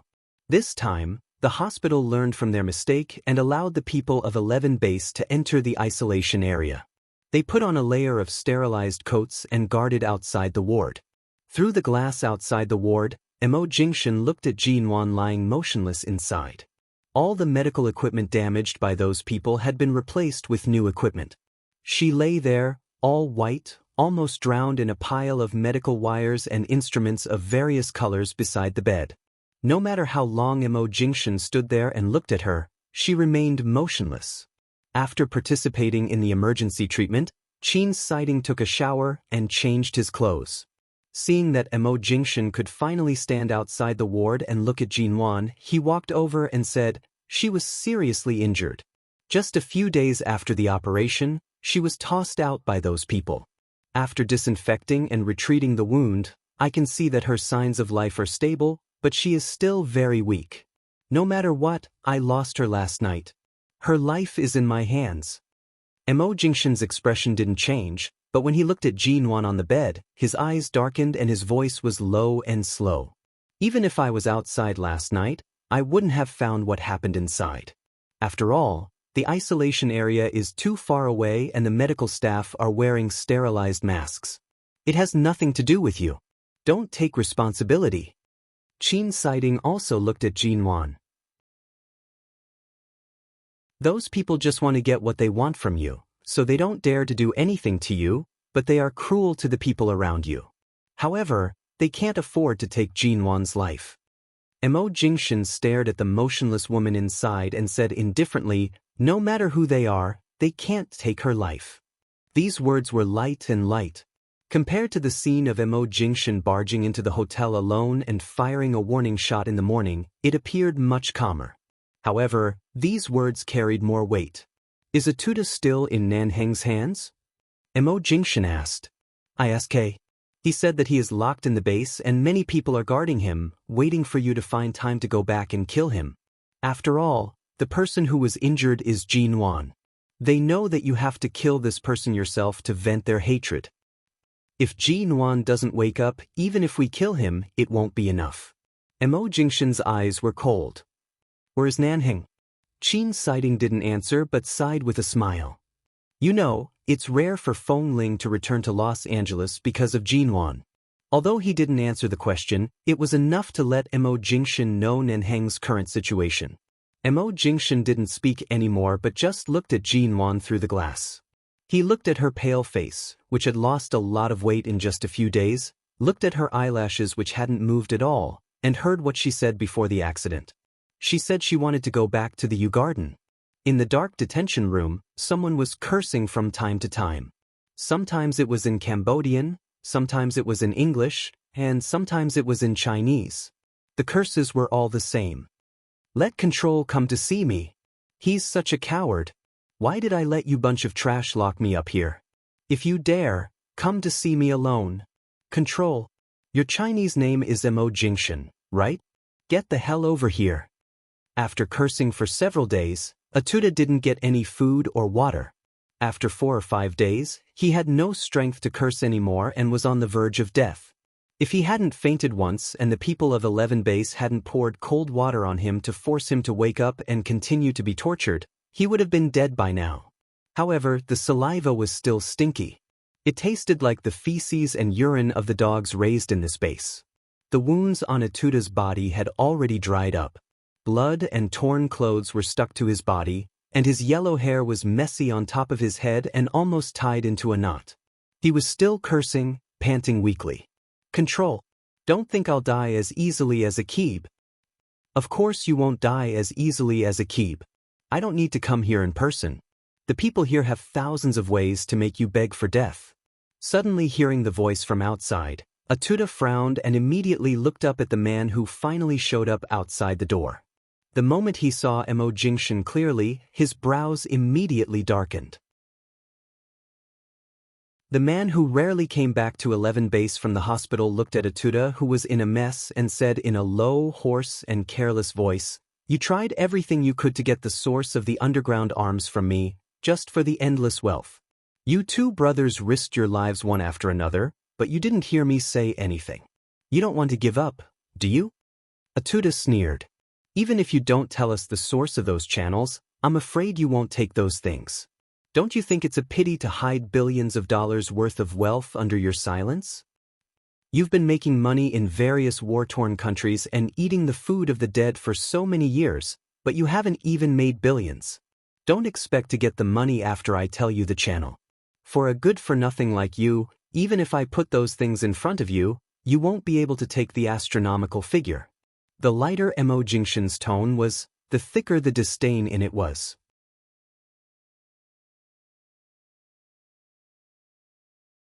Chapter 696. After receiving a call from the hospital, Mo Jingshan left 11 base again and hurried back to the hospital. Dr. Wendell said that Jean Wan was kidnapped by those Cambodians before she passed the critical period. She must have hit her head when she was taken into the car, and the head injury caused subarachnoid hemorrhage. Although it was not fatal, it was hard to predict when she would wake up. When Mo Jingshan returned to the hospital, he was wearing the same clothes as when he returned to the base, black trousers and a black t-shirt. Knowing that it was hard to predict when Jean Wan would wake up, he looked decadent and dark. Apart from changing his clothes and taking a shower, he hadn't tidied himself up for a few days. His short black hair was a little messy due to the wind, but he still had a handsome face with deep facial features. He just left with a cold expression. He walked back to the ICU ward and watched the scene through the glass. Because Jean Wan couldn't move anymore, the brain surgery couldn't be transferred to the operating room but was carried out directly in the ICU. Through the protective glass window, Mo Jingshan looked at Jean Wan lying there coldly. She didn't even need to be anesthetized and didn't seem to feel anything during the operation. The doctors were busy operating on her. Various medical instruments beeped from time to time, and there were images of heart, breathing, blood pressure, and so on. Looking at the faint heartbeat on the image, Mo Jingshan's eyes were filled with emotion. Stepping on the cold ground, he stood straight in front of the glass. When Kay came back, he saw Mo Jingshan standing there coldly and solemnly, so he quickly walked up to him. Kay knew that Jean Wan was in critical condition recently and Mr. Mo couldn't leave, so he respectfully told him what had happened to Atuda in the base. He estimated that Atuda wouldn't be able to live for more than a few days. After briefly explaining how to deal with those people related to Atuda, he didn't disturb him anymore and left. The hospital corridor outside the ICU fell silent again. Mo Jingshan looked at Jean Wan, who was unconscious, slowly raised his hand and put it on the glass window. His palm gradually closed, clenched into a fist, and his knuckles turned white. 1 week later, Jean Wan was still unconscious. There was an oxygen tube in her nose, and there was an injection on the back of her hand. The back of her hand, which was already riddled with holes, was pale and covered in bruises left by the needle holes. Fortunately, since this morning Jean Wan's wounds had already healed. Her internal organs that had been injured by the bullet had also recovered well. Although she was still in the ICU, she was allowed 2 hours of visitation every day. Qin Siding walked into the ward and saw Mo Jingshan sitting by the bed, watching Jean Wan in deep sleep. These days, Mo Jingshan stayed with her for as long as she slept. The vice president and his assistant were in charge of the company's internal and external affairs. She couldn't eat, and Mo Jingshan hardly ate these days. He only took a few bites when they forced him to the table. Qin Siding came up behind him. Your cell phone rang. I took a look. It's the Ji family in High City. I guess Jean Wan hasn't been heard from these days. Ji Hongwen must have something to talk to her about. Mo Jingshan took a look at the time. I'll call him back later. Qin Siding nodded. Jean Wan is so badly injured now. Don't tell the people in High City. Wait until her vital signs are all stabilized. Otherwise, so many people will come all the way here, especially your grandfather. He is so old. The less he knows about these things, the less he will worry about. Mo Jingshan didn't speak anymore. His eyes were still on the face of the person sleeping on the bed, motionless. He knew that Mo Jingshan's current state seemed to have nothing to do with him except for waiting for Jean Wan to wake up. Qin Siding didn't say more. He just patted him on the shoulder and then looked at Jean Wan, who was also sleeping as if she didn't even have a dream. She was motionless and her face was so pale that she didn't look like a real person. Mo Jingshan put his hand on Jin Wan's uninjected hand and held her bruised hand firmly in his palm. Another half a month passed. Mo Jingshan had been allowed to accompany Jin Wan in her ward every day. He had been holding the woman's white, tender and soft hand. At this time, the cell phone on the bedside vibrated. Mo Jingshan took a look at it and raised his other hand to pick up the phone. Mr. Mo, Atuda has an adoptive father in Mexico, who is the godfather of the Mexican mafia. More than 20 years ago, he was also active in war-torn countries all over the world.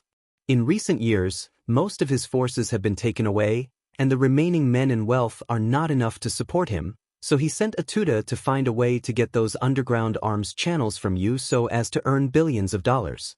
Now we've found Atuda's adoptive father. He was diagnosed with liver cancer a few months ago and is lying in the hospital waiting to die. Seeing Atuda's failure, his men have all run away. There are only a dozen of them around him, but they are now under our control. He wants to call you. Do you want to answer it? Mo Jingshan said coldly, "You are going to die. What else do you want to say?" The other party handed the phone to Atuda's adoptive father, and then an old and weak voice rang. "Mr. Control, I met you many years ago, but at that time you didn't find out who I was. I didn't expect that now my only adopted son has fallen into your hands." Mo Jingshan didn't speak. He just put Jin Wan's hand in his palm and slowly stroked it, gently stroking each of her fingers as if to warm her cold hands so that they wouldn't stay cold. "Mr. Control, there is a saying in China that a mantis is trying to stop a chariot. I know this is the situation we are in now, and I'm not qualified to negotiate with you, but I have no son. Atuda is my only adopted son. He has been very loyal and filial to me for many years. I'm willing to give you the rest of my wealth as long as you let him go. Now I want to know, what have you done to my adopted son?" There was a cold and frivolous sneer in Mo Jingshan's dark eyes. "You should ask me what I'm going to do to you." The meaning behind his words was that he would not let them go, and that he would capture every single one of them, from top to bottom, was shockingly clear.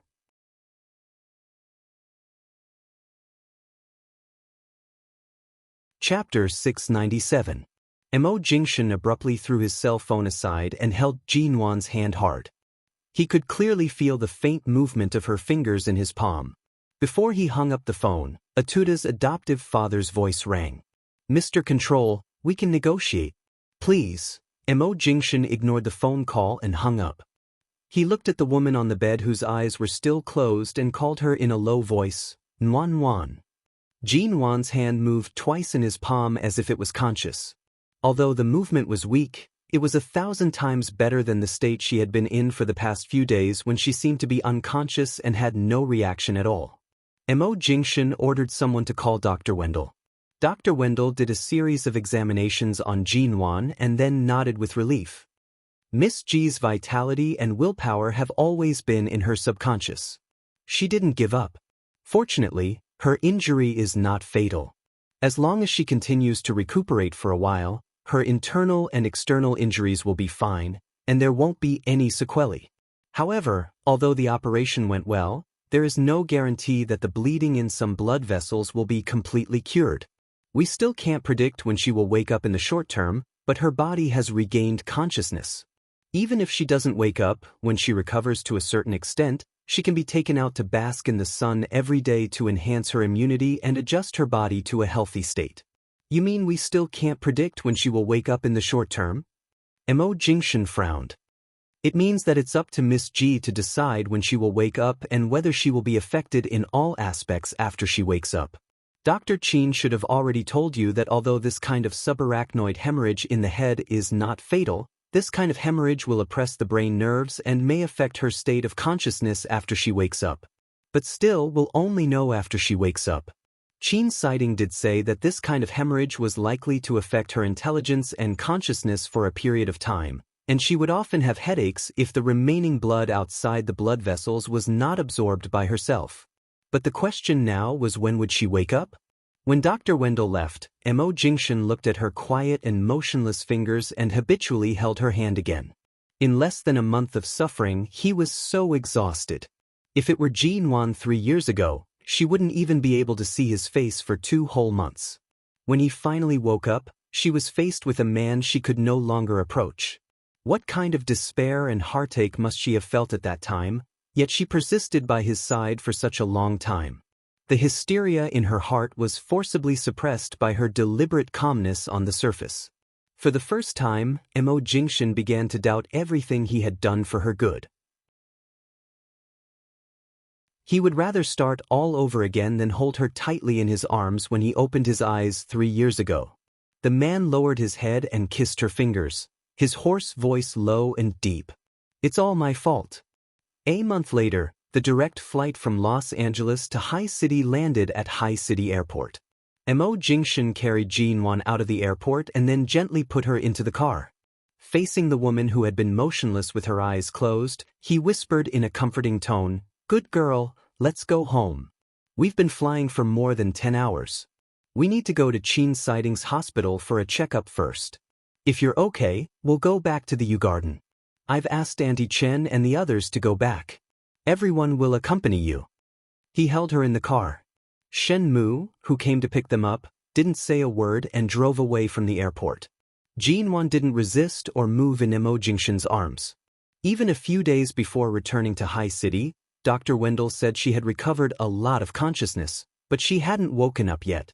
Although the gunshot wound had healed, it was her internal organs that were seriously damaged. She couldn't do too much exercise and had to rest quietly for at least a few months. Gunshot wounds were not child's play.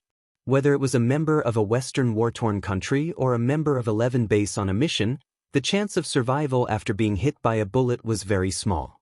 Jin Wan's wound was almost fatal. It was a miracle that she could survive. Everything took time. During this waiting time, staying in the cold hospital in Los Angeles was not the most comfortable place for Jin Wan. It was better to go back to High City. It was better to let her go back to her favorite place and be accompanied and taken care of by the people closest to her, most trusted and most familiar. When they returned to the U Garden, Auntie Chen and the others were already waiting. Seeing Mo Jingshan carrying Jin Wan out of the car, she hurriedly came up to greet them. "Mr. Mo, madam?"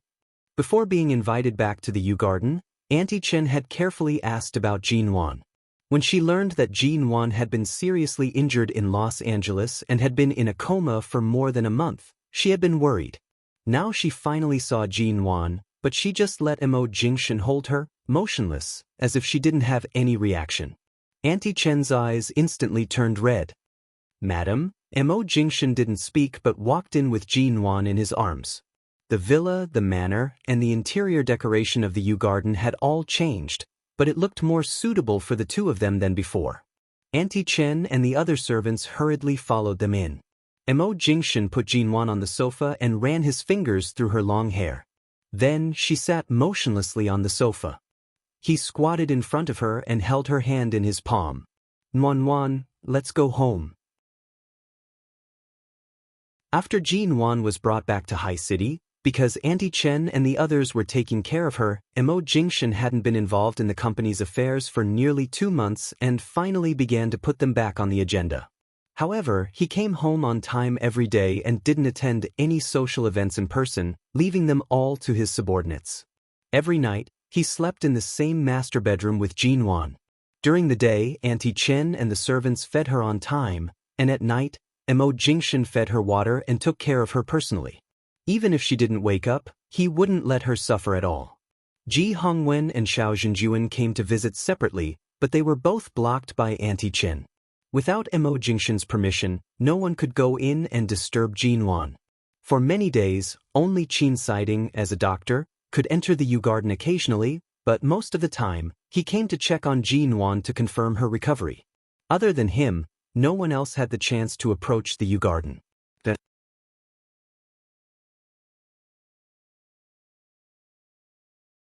Chapter 698. Shine Group, which had resumed for 2 weeks because of CEO Mo's return, was holding a high-level meeting.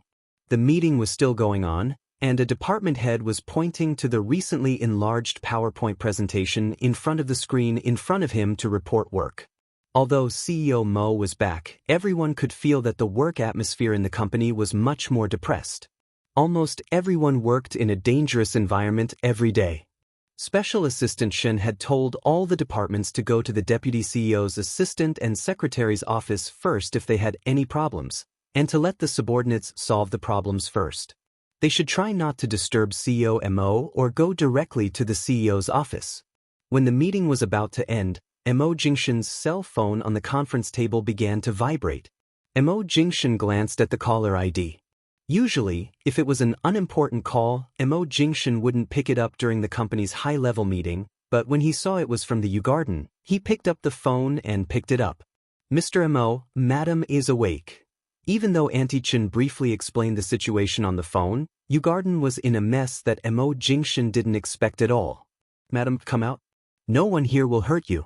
Don't be afraid. I'm Auntie Chen, Auntie Chen. Do you remember me? Madam, it's too stuffy in the wardrobe. Come out. Mrs. Mo, this is your home. Don't be afraid. Come out. Auntie Chen and several servants all stood outside the wardrobe in the master bedroom, facing the closed wardrobe door, and kept shouting nervously and worriedly at the wardrobe. Madam will really suffocate if she goes on like this. Auntie Chen, let's open the door, a servant whispered. Auntie Chen hesitated and reached out to open the wardrobe door. However, as soon as the door was opened, Jin Wan, who was curled up in the wardrobe, buried her head in her knees and hugged herself tightly as if she had been greatly frightened. Seeing her like this, Auntie Chen bent down to coax her. Get out, get out, get out. Jin Wan refused to look up, shrank her neck, and shouted in a muffled voice. Auntie Chen had no choice. Fearing that she would really be frightened, she hurriedly took 2 steps back. Dr. Qin had said that if Jin Wan woke up one day, she might not be in a good state of mind, so they should be mentally prepared. Although they were mentally prepared, no one expected Madam to be like this. Seeing Jin Wan's shoulders trembling, Auntie Chen had to close the wardrobe door again, but she carefully put a towel in the middle to make the gap between the wardrobe doors wider, lest Jin Wan really suffocate inside. Less than 20 minutes after the call, Mo Jingshen, who was in the Shine Group's office building dozens of miles away, rushed back. When he entered the bedroom, he saw the mess on the floor. The quilt and pillows were thrown to the ground, and most of the things on the bedside table and table were on the ground. Water was spilled all over the carpet. Several servants and Auntie Chen were gathered around the wardrobe door. Mo Jingshen's eyes were fixed on the wardrobe. Mr. Mo, you're back. After Madam woke up, she didn't recognize anyone and was very scared. We fed her water and food, but she didn't want to eat or drink, and the medicine and water were all knocked over. No matter what we said, she wouldn't listen. Then she hid in the wardrobe alone and wouldn't come out no matter how we called her. Seeing Mo Jingshen come back, the servant hurriedly turned to him as if asking for help. Mo Jingshen quickly walked to the wardrobe door. The moment he opened it, he saw that Jin Wan, who had been unconscious for a long time, could finally sit up on her own, but at this moment, she was like a helpless and ignorant child, terrified of everything around her, curled up in the corner of the wardrobe, trembling all over. Mo Jingshen bent down to carry her out, but when Jin Wan heard someone open the wardrobe door to talk to her, she was even more frightened and shrank into the corner of the wardrobe. Wan, it's me. Mo Jingshen had been mentally prepared because of Qin Sightings' repeated reminders, but now she looked like she was not just mentally affected. Seeing that she had been hiding and that Auntie Chen had said on the phone that she had been hiding in the cabinet for almost an hour and refused to come out, Mo Jingshen turned his head and ordered, "Call Dr. Qin over." At the same time, the man put his long arm in and picked up Jin Wan, who was almost curled up into a ball. As she struggled and screamed in his arms, he held her firmly in his arms and turned to put her on the bed. Jin Wan hurriedly withdrew from his arms, but Mo Jingshen pulled the quilt that Auntie Chen hurriedly picked up from the carpet and wrapped it around her thin pajamas, pressed her into his arms, and patted her back comfortingly. "Don't be afraid. This is the Yugarden. There's no danger. We're all here with you. Don't be afraid, okay?" Jinwon didn't know if it was because Emo Jingshan's clear and clean smell made her feel familiar, or because of his voice or his words that comforted her, but Jinwon gradually softened in his arms. Emo Jingshan looked down at her still pale little face, raised his hand to touch her face, and said lovingly, "No matter what you're afraid of, no one here will hurt you. Trust me, be good." Jinwon took a few quick breaths in his arms and clenched her hands into fists. After a long time, she shrank into his arms and said hoarsely as if she had been wronged, "Where is the Yew Garden?" Emo Jingshan's eyelids twitched because of her words. The other servants had gone out, and only Auntie Chen stood by the bed and looked at them worriedly. Emo Jingshan held Jinwon's chin with one hand and looked at her helpless eyes. "Don't you remember?" Jinwon looked at him blankly and subconsciously raised her hand to grab the collar of his shirt. She stared at his face for a long time before saying, "I think I've seen you before, but what's your name?" Her tone sounded different from usual. Her confused and puzzled expression made Emo Jingshan's mood fall to the bottom of the valley. Dr. Qin rushed over after receiving the call. When he arrived, he saw Jinwon curled up in Emo Jingshan's arms. Except for Emo Jingshan, she would hide behind him if anyone else came near.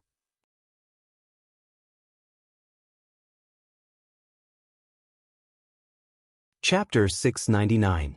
Hearing that Dr. Qin said he could definitely cure her, Auntie Chen breathed a sigh of relief. "That's good. Madam has suffered so much and finally woken up. Please don't have any other problems. As long as she can be cured, we'll cooperate with you in any way."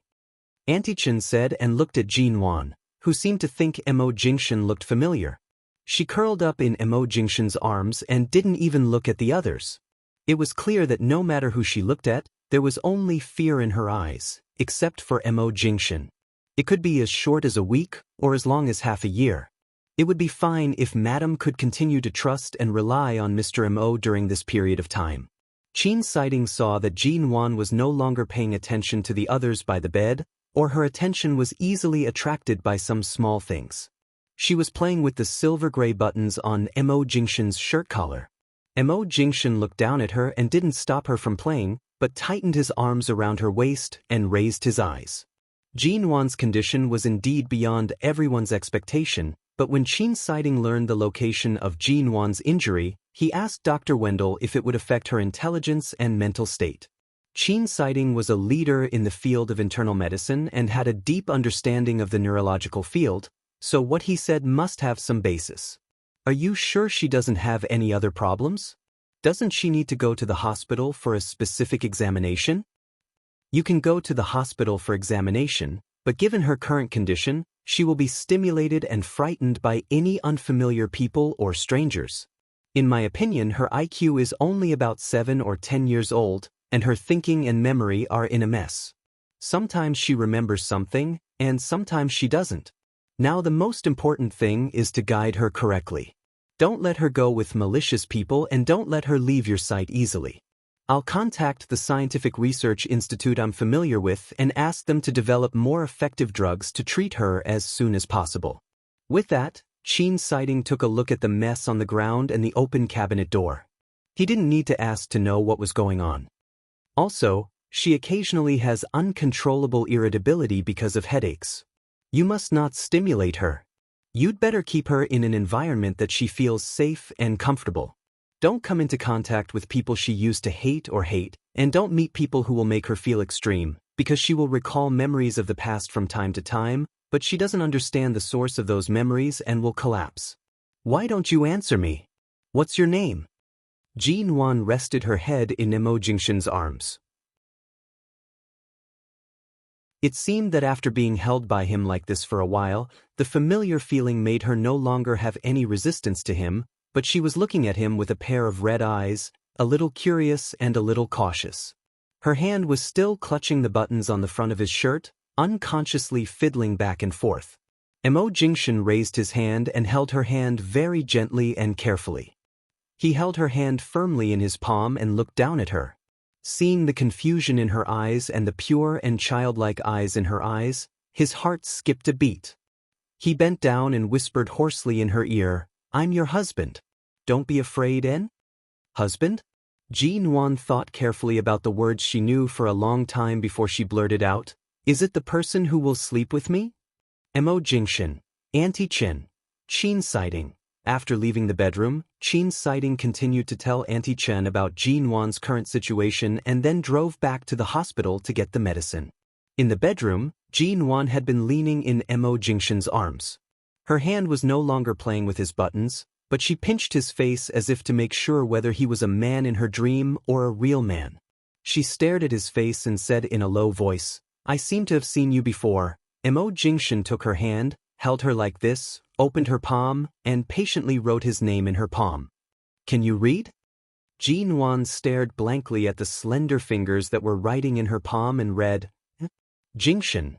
After reading it, she was stunned for a long time before she murmured, "This name is a little familiar." Hearing this, Mo Jingshin didn't know whether to rejoice or feel heartache. He felt heartache because she had woken up but still had this sequela because of her injury. In the end, she still had to continue receiving treatment. Fortunately, although her memory was chaotic and her mind was unclear, she had some impression of everyone related to him. She hadn't forgotten him, but her memory was chaotic and she couldn't tell the situation clearly. Just as Mo Jingshin held her hand in his again and didn't speak, Jean Wan suddenly raised her head in his arms and gave him the first smile since she woke up. Although she still smiled cautiously, as if she only felt safe by his side and didn't want to leave him, fearing that he wouldn't want her anymore, she grinned and said, "Then can I call you Shinshin?" Mo Jingshin raised his eyebrows. "Call me what?" "Shinshin." Jean Wan's hand tugged at his shirt again as if afraid he would refuse. Looking at her nervous and cautious eyes, Mo Jingshin's heart ached, but at the same time, it seemed to melt. He said patiently and warmly, "Well, as long as you're happy." Sure enough, Jean Wan was happy at once, and then all kinds of questions came out of her mouth, such as why he was her husband, why she couldn't remember clearly, why so many people surrounded her and called her madam when she woke up, why these people asked her to take medicine. Mo Jingshin answered her patiently until Jean Wan fell asleep in his arms. He looked at the little woman in his arms, who was still pale when she slept, and put her on the bed. He put his hand on the back of her head, stroked her soft hair, and finally withdrew his hand, lowering his eyes to look at the little woman who was sleeping quietly. When Mo Jingshin walked out of the master bedroom, Auntie Chen was carrying the food that she had just served. After all, Jean Wan had knocked over a lot of things as soon as she woke up, but she still had to eat something. However, when she saw Mr. Mo's expression when he came out, Auntie Chen couldn't help shivering when she saw him. It was almost winter outside of High City, but the floor heating in the room was very warm.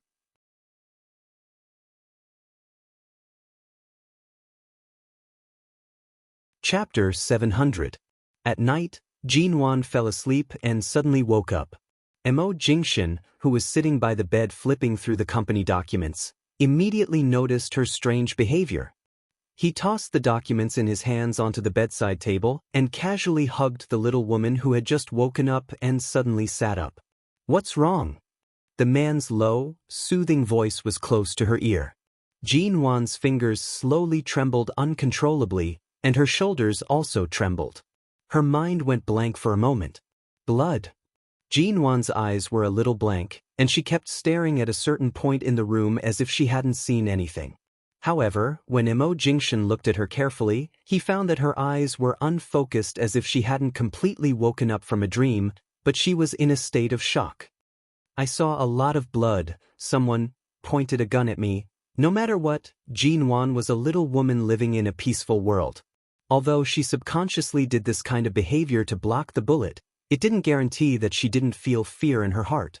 Even people who had been trained in a base like 11 all year round would feel fear in the face of such a life-or-death situation. That was the fear of human nature. "It's all right. It's all over. Now it's just a dream. It's just a dream. Good girl, don't be afraid." Mo Jingshin comforted her and patted her on the back.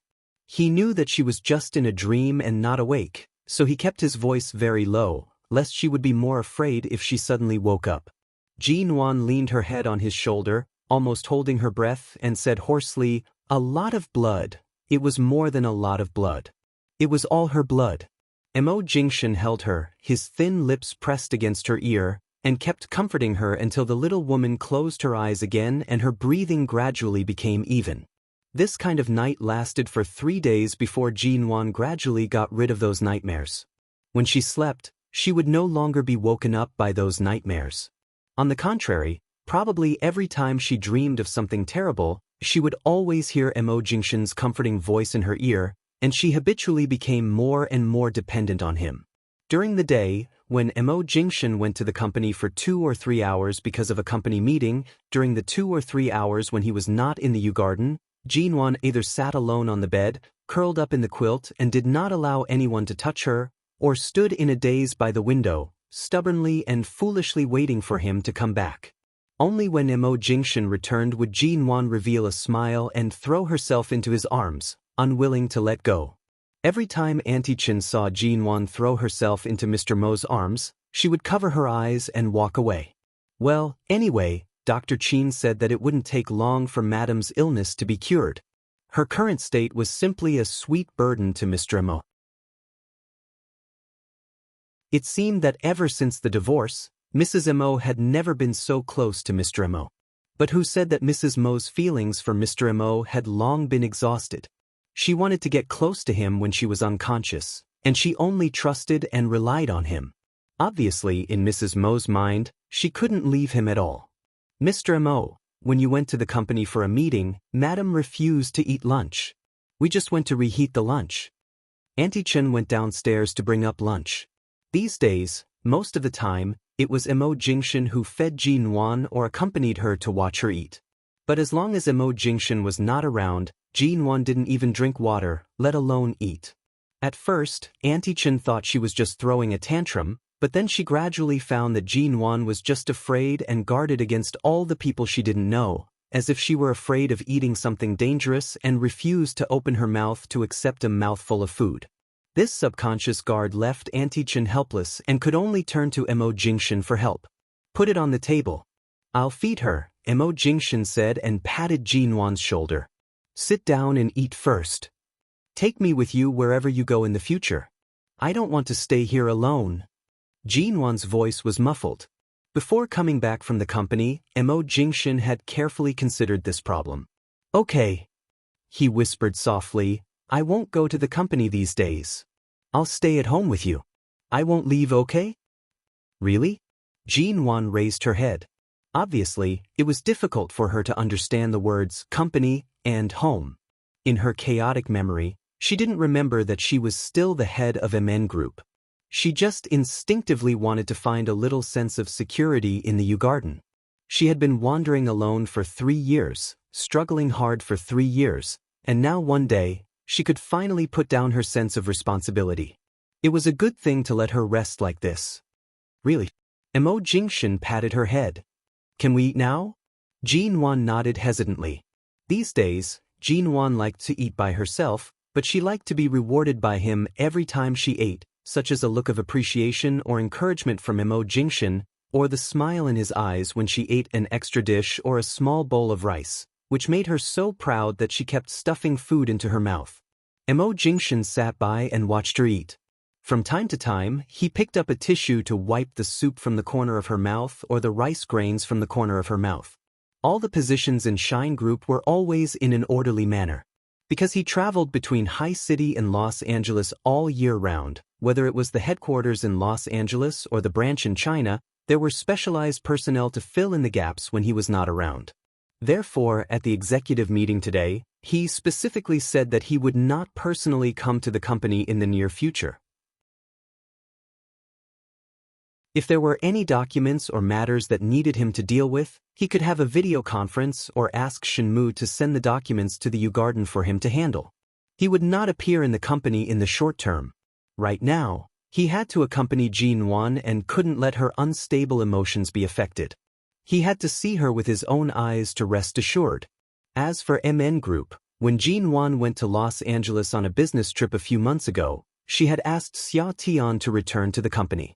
Xia Tian's children were now taken care of by the auntie at home, and the company's affairs were still temporarily managed by Xia Tian. The executives of MN Group were also very stable under Jinwan's management. Although there were some doubts about Jin Wan's absence in recent months, Xia Tian was a well-behaved and experienced person in management, so it didn't take long for everything to settle down.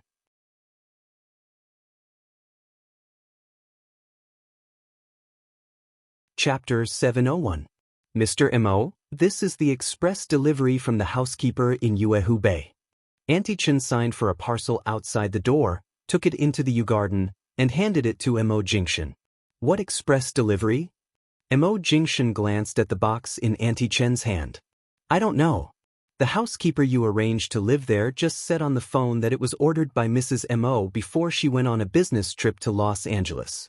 It was mailed back to Yuehu Bay last month, but Mrs. Mo was not there, so it was kept in the security room. Later, the security guard knocked on Mrs. Mo's door and was seen by the housekeeper you arranged to receive it. Knowing that you and Mrs. Mo had returned, she asked someone to send it to the Yu Garden. Auntie Chen said and put the small box on the coffee table. Do you want me to open it first? Mo Jingshan looked at the express delivery box and thought for a moment. Give it to me. Auntie Chen hurriedly picked it up and handed it to him. The box was not heavy, so the thing inside was not big. Mo Jingshan weighed it in his hand and turned into the bedroom. Jin Wan was resting at the moment. The medicine Qin citing gave her could help her sleep. Every day after taking the medicine at noon, she had to sleep for 2 hours, which would help the medicine take effect and help her absorb the remaining blood in the blood vessels in her head. Seeing that Jin Wan was still sleeping, Mo Jingshan put the express delivery on the table, and after a while he opened it. Inside was a light blue velvet box. As soon as he saw this velvet box, Mo Jingshan's eyes almost knew the answer. She opened it and saw that it was indeed the 10-carat blue diamond. However, the blue diamond that she had always kept at home and refused to wear was now carefully inlaid on a very exquisite white gold necklace. It looked very simple, but the workmanship of the diamond holder was very exquisite. It could be seen that the designer had put a lot of effort into it. The simple necklace paired with the gorgeous 10-carat blue diamond formed a different style. It was very suitable for her temperament and also completely set off the beauty of the blue diamond. Jin Wan had already inlaid the blue diamond he gave her before she went to Los Angeles, which showed that she was trying to take another step in his direction. Looking at the necklace in his hand, Mo Jingshan got up and gently put the necklace on her neck. Jin Wan turned her head slightly in her sleep, just enough for him to fasten the back of the necklace without waking her up. Looking at the blue diamond quietly pressed against her collarbone, it made her already fair skin look even whiter. Because Jin Wan had not fully recovered from her illness, the depression in her heart was finally dispelled.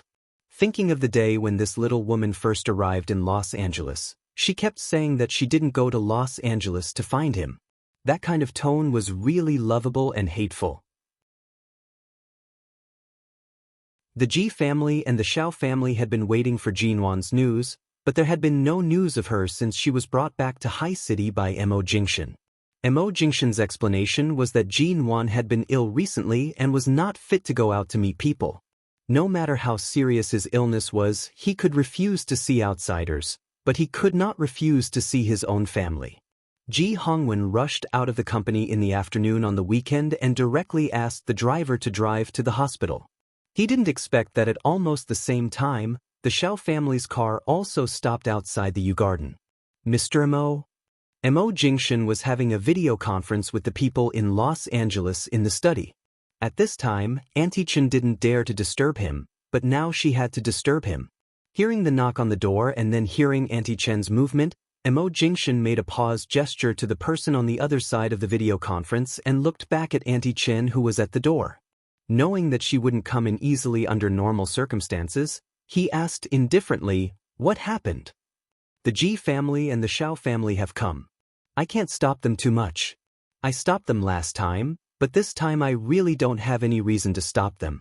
Chairman Ji is Mrs. Mo's father, and he insisted on coming to see how Mrs. Mo was. I couldn't refuse him, but Mr. Xiao also said that he was Mrs. Mo's father. I don't understand what's going on, but they have come in now." Auntie Chen was a little confused. "I'm afraid that Mrs. Mo will be frightened when she sees them. After all, she has only let down her guard against the servants in the Yu Garden and you, Mr. M. As for the others, I'm really worried that she will be affected. After all, Dr. Qin said that she is prone to be irritable now. Mo Jingshan was silent for a moment. It was not difficult to imagine what kind of earth-shaking quarrel Xiao Zhenjuan and Ji Hongwen would have when they met. In front of Jin Wan, she definitely couldn't stand such a scene. He directly told the person on the other side of the video conference that the meeting would be suspended and that they would continue at another time. He got up and walked out of the study. At the same time, Xiao Zhenjuan and Ji Hongwen finally saw Jin Wan, but to their surprise, the daughter they missed so much was fiercely repulsed by their appearance and even seemed to be very afraid. A servant said that Mrs. Mo's illness was because of a brain injury, and that there was still some blood left after the surgery, and she was still unconscious. At this moment, the two people who had been quarreling from the door into the villa didn't dare to say anything to provoke her. Jin Wan saw that the two of them had not allowed either of them to approach her, regardless of whether it was Ji Hongwen or Xiao Zhenjuan. Even at this moment, when the servant came over to comfort her and offered her a cup of warm water for her to drink to stabilize her emotions, she smashed the cup. Anyone could see that right now. She really couldn't see any strangers because anyone who suddenly appeared would cause her chaotic memories to become even more chaotic. She wanted to remember something but couldn't, so she became even more irritable. At this moment, there was a slight sound of movement, and a man walked in from the door. Ever since Mo Jingshan took a vacation to accompany Jin Wan, he usually wore a gray t-shirt or soft and comfortable home clothes at home. Today, he was wearing a dark t-shirt and long pants, but he did not lose his usual stern and upright appearance. His handsome and cold face revealed a hint of coldness, and his entire person was filled with an intimidating coldness. He looked at the woman who was curled up under the bed like a frightened cat, and his eyes darkened. His long legs opened, and he directly walked over. When he walked over, his eyes did not look at Ji Hongwen and Xiao Jun. They were too clear that although Mo Jingshan appeared to be humble in front of them, when it came to Jin Wan's safety, he never really cared about anyone. Just when they thought that Jin Wan would lose control of her emotions and cry out because of Mo Jingshan's touch, in the next second, the author's words, 1. The female lead did not lose her memory. There are indeed clinical cases of this illness. As long as she is treated with medicine, she will recover quickly. The cycle is very short, and the recovery is very fast. 2. For the past 3 years, Jin Wan had been supporting herself and growing stronger on her own. I had been trying to find a suitable opportunity for her to rely on Mo Tiantan to make up for all the grievances she had suffered. To let the male lead truly feel the adorable female lead who is especially dependent on him for a period of time. Guaranteed sweet. If it's not sweet, it's free. 3. From here until the end of the main text, there will be no more torture. The wife-doting maniac has begun to protect his wife.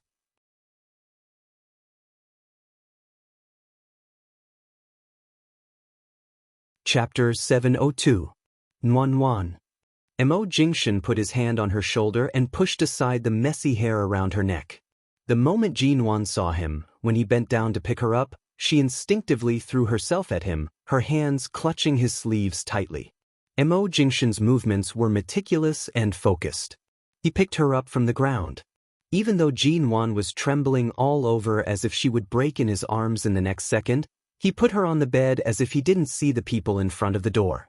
Jin Wan was frightened and repulsed by everyone, but she didn't reject Mo Jingshan's approach.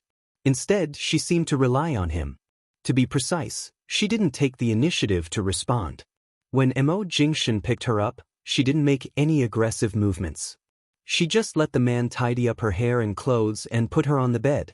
The maid who was familiar with Jin Wan came to hand her water, which almost made her lose control on the spot. But Mo Jingshan was different. The cold, tall man sat down by the bed and put his hand on Jin Wan's hand, which was clutching the quilt nervously. His voice was low and quiet. I'll let them leave. You stay in the bedroom and rest. Don't be nervous, okay? He asked her, but his tone was very light. Jin Wan didn't speak, but her body trembled a lot under his gaze. He looked at her pale little face and continued to ask in a low voice, Did you not recognize them, or did you have a headache when you saw them? She still didn't want to speak but raised her hand and knocked her head. Obviously, she had a headache. Seeing her like this, Emo Jingshin didn't ask more. He tucked her in, got up, and looked at the two people in front of the door who were stunned by this scene. Seeing Emo Jingshin come over, Ji Hongwen frowned. Jingshin, why is Nwanwan like this? Didn't you say she was just sick? Is she seriously injured? Even her head is injured? Xiao Zhenjuan also frowned and looked at Jinwan, who didn't recognize him at all. Usually, no matter how much Jinwan rejected the Xiao family, at least she could talk calmly and rationally. Even if she didn't want to listen, she would listen to him quietly. But now Jinwan. It was hard to imagine what she had been through with her blurred five senses. As a result, Xiao Zhenjuan's gaze on Emo Jingshin became much colder. What exactly is going on with her? The tall, cold man looked at them coldly, and his low voice was even colder. The security facilities of the Yu Garden have always been perfect. If you hadn't been Jinwan's elders, I'm afraid you would have been driven out. Chairman Ji, Chairman Xiao, please give her enough quiet space after seeing her current situation and don't come to irritate her easily. Emo Jingshin put Jinwan behind him and glanced at Xiao Zhenjuan, who was frowning. I know President Xiao wants to take her back. After all, the Xiao family has its own medical team. You want to treat her in person, but as you can see, she is very irritable now. If you take her to another place, I don't know what will happen to her. I hope President Xiao can understand her physical condition and don't make things difficult for her. Don't force her. Xiao Zhenjuan's face changed slightly. It wasn't hard to tell that Emo Jingshin was warning him. He looked at Jinwan, who was protected by Emo Jingshin on the bed, and said coldly, Simo, my daughter was fine a few months ago, and I just learned about her birth. I tried my best to get closer to her, but now she has become like this. Aren't you responsible for this? Ji Hongwen frowned and said, Jingshin has always been affectionate to Nwanwan. He would rather bear the pain himself than let her get hurt easily. I've seen how he treats Jinwan. There's no need to blame him. Isn't it obvious that Nwanwan is still so dependent on him? Regardless of whether it's me, the father who watched her grow up, or you, the biological father whom she hasn't seen for more than 20 years, to her, we're both very unfamiliar. Only toward Jingshin, she trusts him completely. What else is there to pursue? Xiao Zhenjuan's face darkened, and his tone was very bad. The Xiao family's medical team is very professional. If Nwanwan can't go to the Xiao family to recuperate, send a medical team here to treat her 24 hours a day. Emo Jingshin's lips curved in a cold smile. She was already so frightened after seeing you. You sent a few unfamiliar doctors over. Are you trying to make her break down? Emo Jingshin's lips curved up coldly, and he seemed to be smiling. So, how did she suddenly become like this? What the hell is going on? Xiao Zhenjuan's face darkened. Even though Xiao Zhenjuan only wanted to bring his daughter home and did not have any intention of starting a war, and he was calm enough, when he met Emo Jingshin's cold and indifferent gaze, his heart was still ignited. His daughter was unwilling to return to the Xiao family when she was healthy.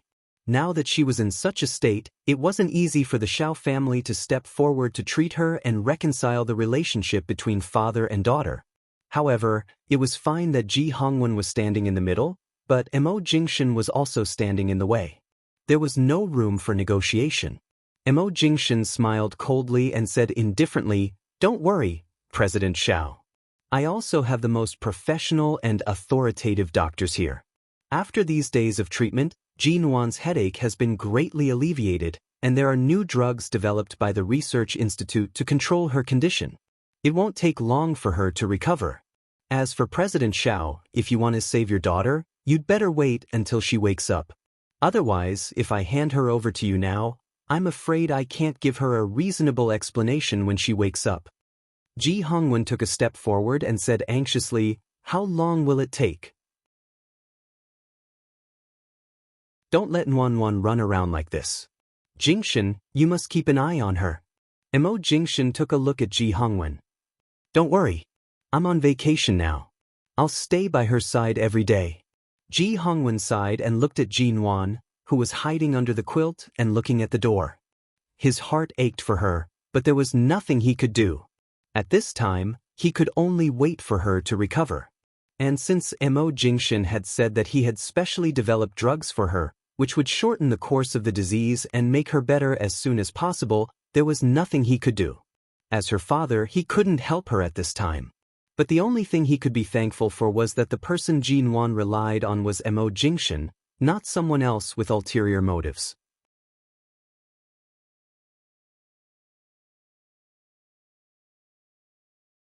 Chapter 703. Xiao Zhenjuan also looked at him coldly. When the two of them were about to argue about Jinwan again, Mo Jingshin gave Auntie Chen a look, and Auntie Chen hurriedly said, "Chairman Ji, Chairman Xiao, Mrs. Mo needs to rest now. Please leave the master bedroom and go to the living room on the first floor to have some tea." Xiao Zhenjuan's face was cold. "There's no need for tea, but I'm worried about her now. Next time I come to visit her, don't stop me. I promise I'll just look at her from a distance and won't scare her again." Hearing Xiao Zhenjuan, who had always been superior, making such a compromise, Ji Hongwen looked calm and didn't speak, and Auntie Chen still asked them to leave with a smile. As for Mo Jingshin, he just looked at them indifferently. When they both turned to go out in consideration of Jinwan's condition, Mo Jingshin glanced at their backs and said lightly to the servant outside the door, "Next time the Xiao and Ji families come to the Yu Garden, don't stop them. It's necessary to tell me before they come in." "All right, Mr." Mo Jingshin turned and walked back to the bed. Looking at the little woman who was still hiding in the quilt, he sat on the bed and patted her on the head reassuringly. "All right, they're all gone." With that, he helped Jinwan tuck in the quilt and didn't look at anyone outside the door. Ji Hongwen and Xiao Zhenjuan, who had gone downstairs, didn't get along well with each other. The old and new hatred of more than 20 years was still a knot that couldn't be solved. But at this time, the two of them had the same thought in their hearts. They had seen the most arrogant rich people. But their son-in-law, who was so cold and indifferent, could only swallow his anger and couldn't say a word. So who was the closest person to Jinwan? Her adoptive father and biological father were no match for Mo Jingshin. In the master bedroom, Jinwan sat up from the bed, looked out, and then boldly asked, "Just now those two people said they were my fathers. Why do I have two fathers?" Without saying a word, Mo Jingshin put the woman on his lap and chuckled. "Which one of them do you like best?" "Neither of them." "But why do I have two fathers?" "None of them were pleasing to the eye?" Mo Jingshin did not seem to mind as he calmly said, "It's fine if you don't like it. It's fine as long as you find me pleasing to the eye." "Should I know them?" He pursed his lips and said, "You'll understand after you recover. Anything I say now will be memories that you can't digest." Jinwan sat in his arms with a confused expression. "But you all said I was injured. Last night, when I showered, I didn't see any wounds on my body. I touched everywhere, and I didn't bleed. Why did you all say I was injured?" The man's fingers carelessly brushed the soft fur on her sleeves. "The wound has already healed. Of course, it won't bleed anymore." "Is my injury very serious?" "It's very serious." "How did I get hurt?" "Why are you injured?" "For me." Hearing his answer, Jinwan stared at him for a long time, but it seemed that she still couldn't understand the meaning of his words. However, just as she was thinking hard, the man put his hand on the back of her head and gently pressed her closer to his arms. Then she felt warmth on her forehead. The man's kiss fell on her forehead and then gradually moved down to her eyebrows, nose, and finally, when it was about to fall on her lips, he saw that her eyes were confused. She didn't seem to be afraid or aroused. She just didn't seem to understand what he was doing. He paused. Not wanting to scare her, he just kissed her lightly on the lips and let her go under her stunned eyes. "Why are you looking at me in a daze?" Jinwan was confused just now, but now she said with a red face, "You were kissing me just now." The man chuckled. "Do you know what kissing means?" Jinwan nodded, then shook her head, and then nodded again. "I know. You're my husband, so you can kiss me. No one else can kiss me." Mo Jingshin smiled at her, pretending to understand. He raised his hand and gently pressed her head. "Does your head still hurt? If you don't want the nurse sent by Dr. Qin to massage you, I'll do it for you." Jinwan raised her hand to pull his hand down and shook her head. "It doesn't hurt as much as it did a few days ago, but I'm so bored sitting here in a daze every day. The computer, phone, and iPad that Auntie Chen brought me are not good. Rest for a few more days. When the doctor says your condition is stable, I'll take you out to relax, but you must control yourself. Don't be afraid of strangers. As long as you're by my side, trust me. I'll protect you. You don't need to be afraid of anyone, okay? Jean Wan hesitated and nodded with some anxiety and yearning. Emo Jingshan smiled and rubbed her hair. When Emo Jingshan left Jean Wan's bedroom, Jean Wan picked up the iPad that Auntie Chen brought her and watched all kinds of videos and movies. She flipped through them and was curious about everything. The man stayed at home to accompany Jean Wan. Dressed in soft gray home clothes, he still looked handsome and cold. Jean Wan clicked into a place on the iPad, which was the operation bar of a video history. After opening it, she found that there were a lot of things she had seen before. She didn't have a deep impression of them, so she casually scrolled down until she found a video from a long time ago. Seeing Jean Wan's name on the video, she clicked in curiously. It turned out that what she saw was the interview she had done in England after she was recognized as a Forbes Chinese female entrepreneur. The woman in the video was herself, dressed in a beautiful, professional suit, sitting in the interview hall and talking calmly with the host who spoke English. Jean Wan found that she could understand English and could even understand all the content of the interview. For example, the Forbes Chinese female entrepreneur Jean Wan, the history of the MN Group's rise, and the Jean Wan in the video. Every frown and smile of the Jean Wan was charming yet unapproachable, like the self-confidence of a leader of a large company. The Jean Wan in the video felt both familiar and strange to her. The female CEO of MN Group? Was this herself? Jean Wan put down the iPad after watching the video for more than 40 minutes. She raised her hand and knocked her aching head, but this time, she found that her head seemed to be splitting. She immediately raised both hands to cover her head and pressed hard.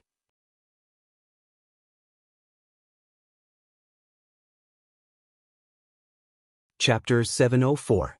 Emo Jingshan walked down the stairs. Ji Hongwen and Xiao Zhenjuan hadn't left yet. When they looked back, they saw him coming down.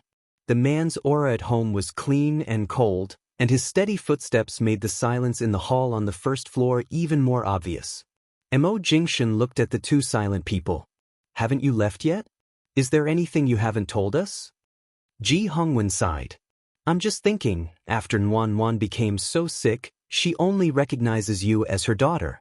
As a father, I'm still a failure after all these years. After a moment of silence, Ji Hongwen asked, in the 2 days after she woke up, you must have spent a lot of effort to comfort her, right? Looking at her just now, it's hard to imagine what she's like when her emotions aren't stabilized. Auntie Chen whispered, when Mrs. Emo woke up that day, she smashed almost everything that could be smashed. Then she hid in the cupboard and refused to let us touch her. Fortunately, Mr. Emo came back in time. Otherwise, we didn't know what to do. Hearing this, Ji Hongwen felt even more sorry and blamed himself. He felt sorry for Jean Wan, who was so seriously injured, and blamed himself for not being able to help her. Xiao Zhenjuan closed his eyes and said, back then, when Qing Lin was in a bad state, you were the only one by her side who could accompany her and take care of her. Although you hid my daughter by your side for more than 20 years, I can't deny that you did indeed take good care of her and her mother. Now that Nuanyuan is in such a state, we can't do anything about it. Just like back then, even if I went to pick up Qing Lin, I'm afraid she wouldn't be willing to leave with me. Ji Hongwen didn't expect that Xiao Zhenjuan, who had been stubborn for so many years and was used to calling the shots in Lingxiao Group, would say such a thing. Emo Jingshan didn't interrupt but said, Auntie Chen, ask someone to prepare dinner. I think Chairman Ji and Chairman Xiao finally want to have a chat after more than 20 years. Let them sit down and have a good chat. No, take good care of Nuan. If you need any help, come to me at any time. The Xiao family will do our best to help. Xiao Zhenjuan looked a little gloomy, probably because of Jean Wan's rejection and fear, and because he saw Jean Wan like this, he thought of what her mother looked like in the Ji family. It was useless to say anything now, but he didn't mean to make up with the Ji family. After saying this, he turned and walked away with a dark face. Mo Jingshin narrowed his eyes and did not speak. Ji Hongwen didn't stay long. After all, everyone in the Yu Garden was surrounding Jinwan. He didn't want to cause any trouble, so he said a few words and left with Xiao Zhenjuan. Mo Jingshin indifferently watched as the people left the Yu Garden and turned to head upstairs. In the bedroom, Jinwan was lying on the bed. Her headache had passed, but she was still looking at the Jinwan who was being interviewed in the video with a puzzled look. She observed her tone and expression, and from time to time, she smiled and mimicked her facial expressions. Mo Jingshin heard the sound on her iPad outside the door and guessed what she was looking at. He stared at her for a moment to make sure she was looking at her old self and that she was fine, then he went back to the study, but before returning to the study, he told the servant to keep an eye on her outside the bedroom at all times. In the study, the video conference that had ended not long ago had been interrupted. Mo Jingshin closed the computer and picked up his cell phone to make a phone call. His voice was clear and cold. Close the trading channel of those underground arms dealers. No one related to us can use this channel in the future. Just cut it off and give the important part to Nanheng. The person on the other side of the phone recognized his voice and was very respectful and polite. Mr. Control, are you going to have nothing to do with those underground arms dealers in the future? I haven't been involved in them for so many years. I just know all the channels. Do I look like I'm going to keep them? The person on the other side of the phone was a little surprised. Are you really going to give up the power? Mo Jingshin said indifferently, do as I say, and you won't suffer any loss. Don't delay. Contact Nanheng directly. He will send someone over. The people of 11 Base know what to do. But we have always trusted you for so many years, and you will never betray us no matter what. Now if these channels are given back to us, it's hard to say whether we won't. Mo Jingshin smiled mildly. I'm sure you don't wish for me to sell you out of impatience one day. I see. I'll do it right away. After hanging up the phone, Mo Jingshin dialed another number with his long fingers. He put his hand on the computer and looked straight at the bookshelf not far away with his deep and calm eyes. I'll return the management of 11 Base to you. I don't want it, and you don't have to force me. Just clean up the remnants of the Cambodian gang one by one for me. Otherwise, sooner or later, they will find you, and then I won't be able to go through thick and thin with you. On the other end of the phone was Nanheng's still lazy and sexy voice. Are you going to concentrate on being the president of Shine Group and stay at home with your wife? Mo Jingshin said indifferently, she is different from Feng Ling. She belongs to your world, but she was forcibly pulled out, while Jinwan doesn't belong to that world, but she was forcibly pulled in. It's time to call it a day. After a moment of silence, the person on the other side of the phone chuckled. All right, I see. Grandfather Mo's concerns were right. I also know that sooner or later you will return to your nature. The voice on the other side of the phone paused. How is Jinwan now? She hasn't woken up yet? After all, old Qin is still in High City. He said it won't take long to cure her, so let's leave it to time. Anyway, you're going to focus on accompanying your wife now. She stays by your side obediently and doesn't run around, unlike me, who can't even be caught. Now she's using all the skills I taught her to take revenge on me. She's becoming more and more cunning. She's like a loach that I can't catch, but she can still bite me. Hearing the voice on the other side of the phone, Nanheng paused and said indifferently, leave it to me. Just stay with Jinwan in High City. Bye. Mo Jingshin grunted in response, hung up the phone, and casually put the phone on the table. At this time, Jinwan was quietly standing at the door of his study. Seeing that he had finished the phone call, she quietly pushed the door open and looked in carefully. When Mo Jingshin noticed her movement and turned to look at her, their eyes met, and Jinwan immediately blushed in embarrassment. She didn't expect to be discovered so quickly. She pointed to the iPad in her hand, pointed inside, and asked in a low voice, Shunjin, can I go in and ask you a question?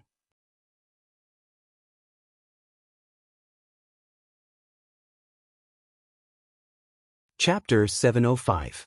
Seeing Jinwan's sneaky and childish look, Mo Jingshin smiled. What do you want to know? Jean Wan then quietly looked back at the servant who had been following her.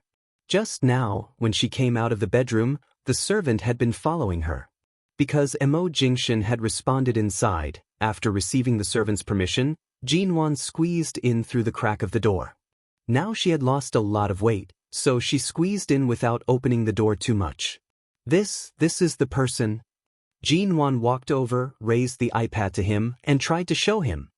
This woman is also called Jean Wan. I think she looks exactly like me, so is this the person I used to be? Mo Jingshan took the iPad and casually flipped through it.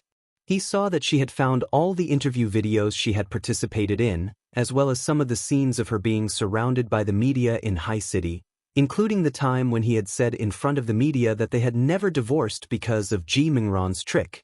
She had also dug out the video. She even knew to search for her own name on it. It's you. The man looked at Jean Wan in the iPad for a while, and a warm smile suddenly flashed across his eyes. Then he looked at Jean Wan, who was looking at him curiously. This is you before you got sick. Jean Wan nodded repeatedly. I used to be so beautiful.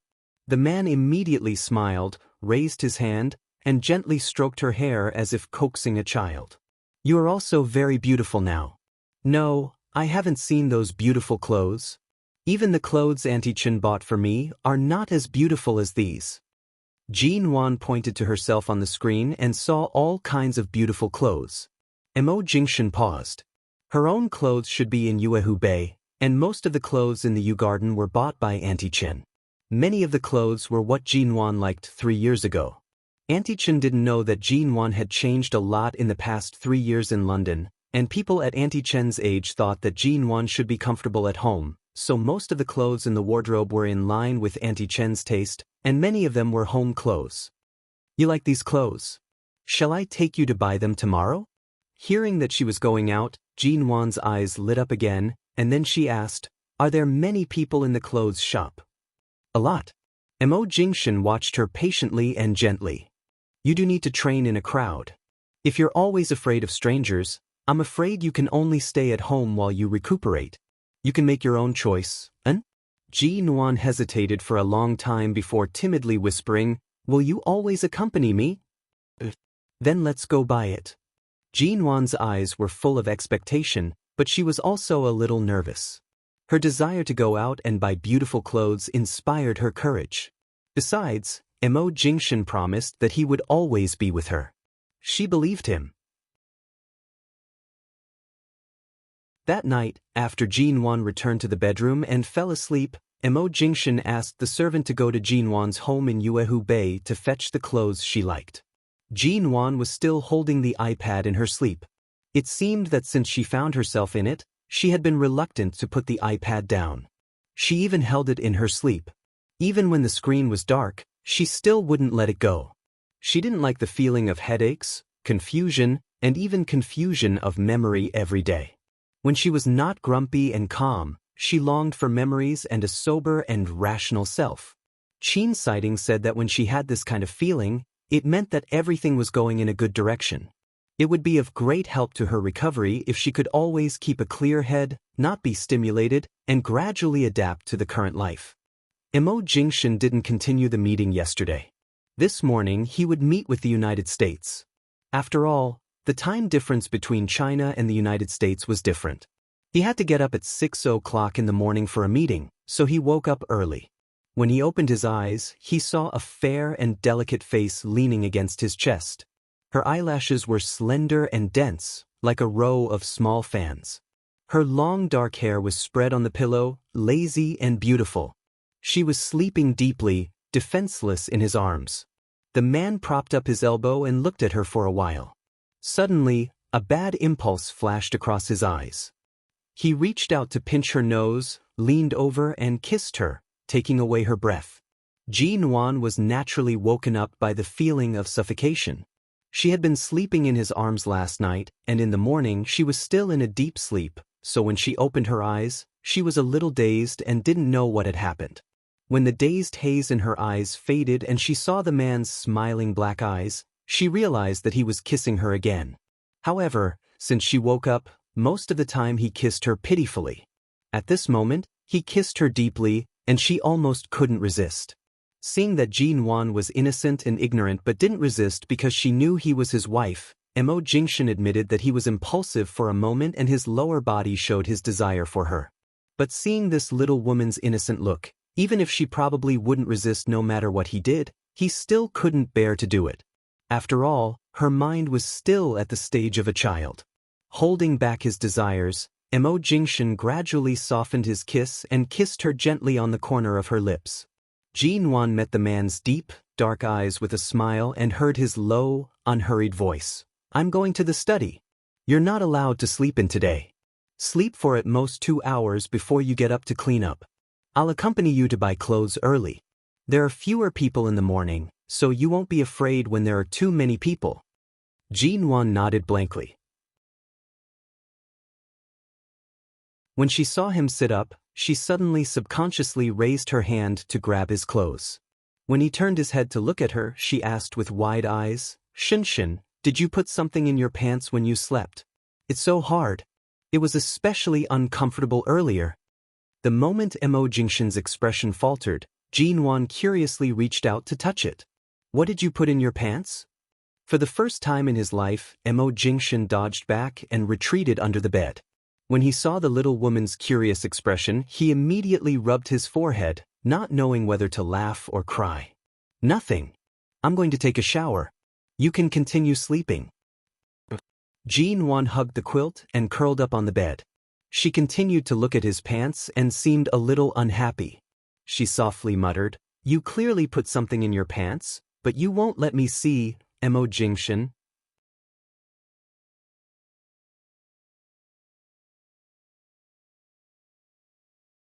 Chapter 706.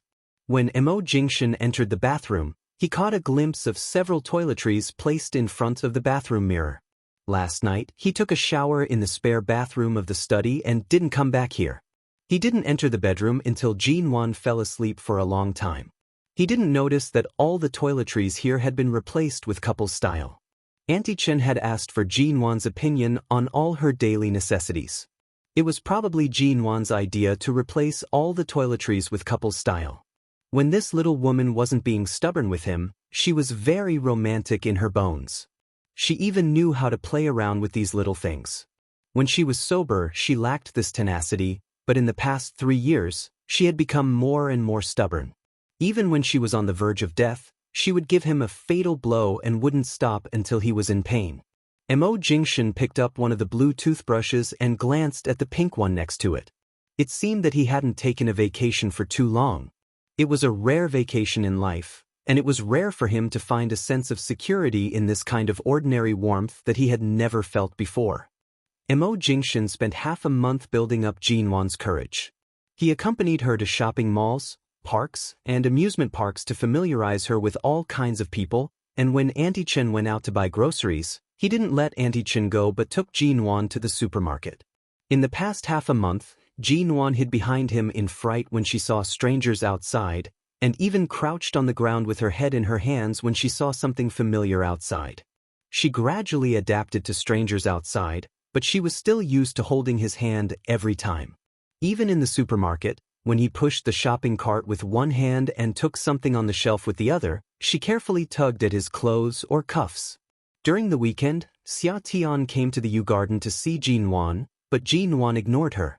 Obviously, Jin-won was not afraid of her, but she didn't recognize her.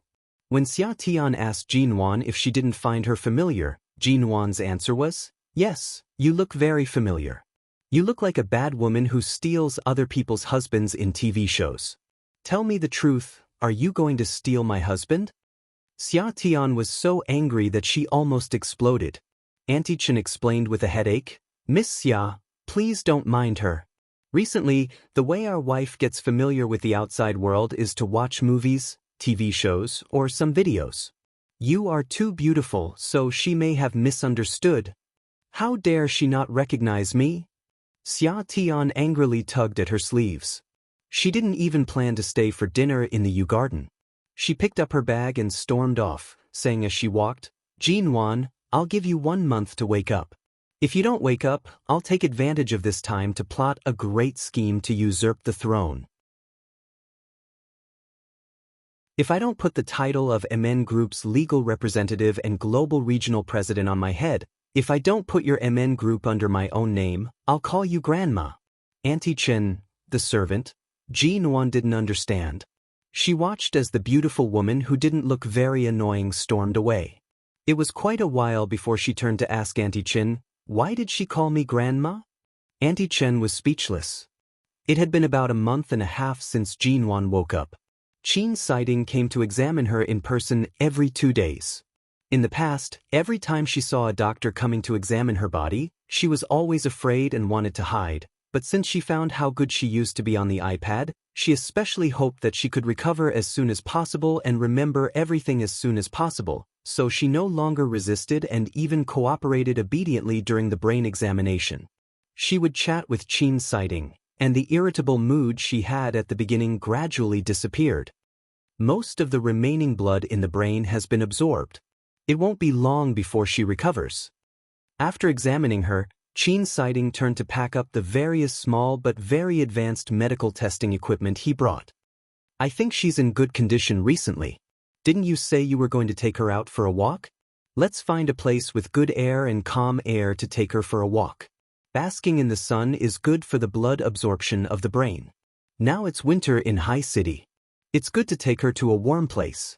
Mo Jingshan looked at Ji-Nuan, who was sitting obediently by the bed and listening to them. She had indeed mentioned for a long time that she wanted to go to more places. It seemed that after they got married, the two of them had either been on business trips or she had gone to T-City to study. They had never gone on a simple vacation together during the vacation. 2 years ago, didn't you buy a large island near Argentina? Later, it was transformed into a tourist resort. In the past 2 years, that island seems to be quite popular. I think we should keep the goodies to ourselves. You can take her to the island to relax and go to the beach to bask in the sun.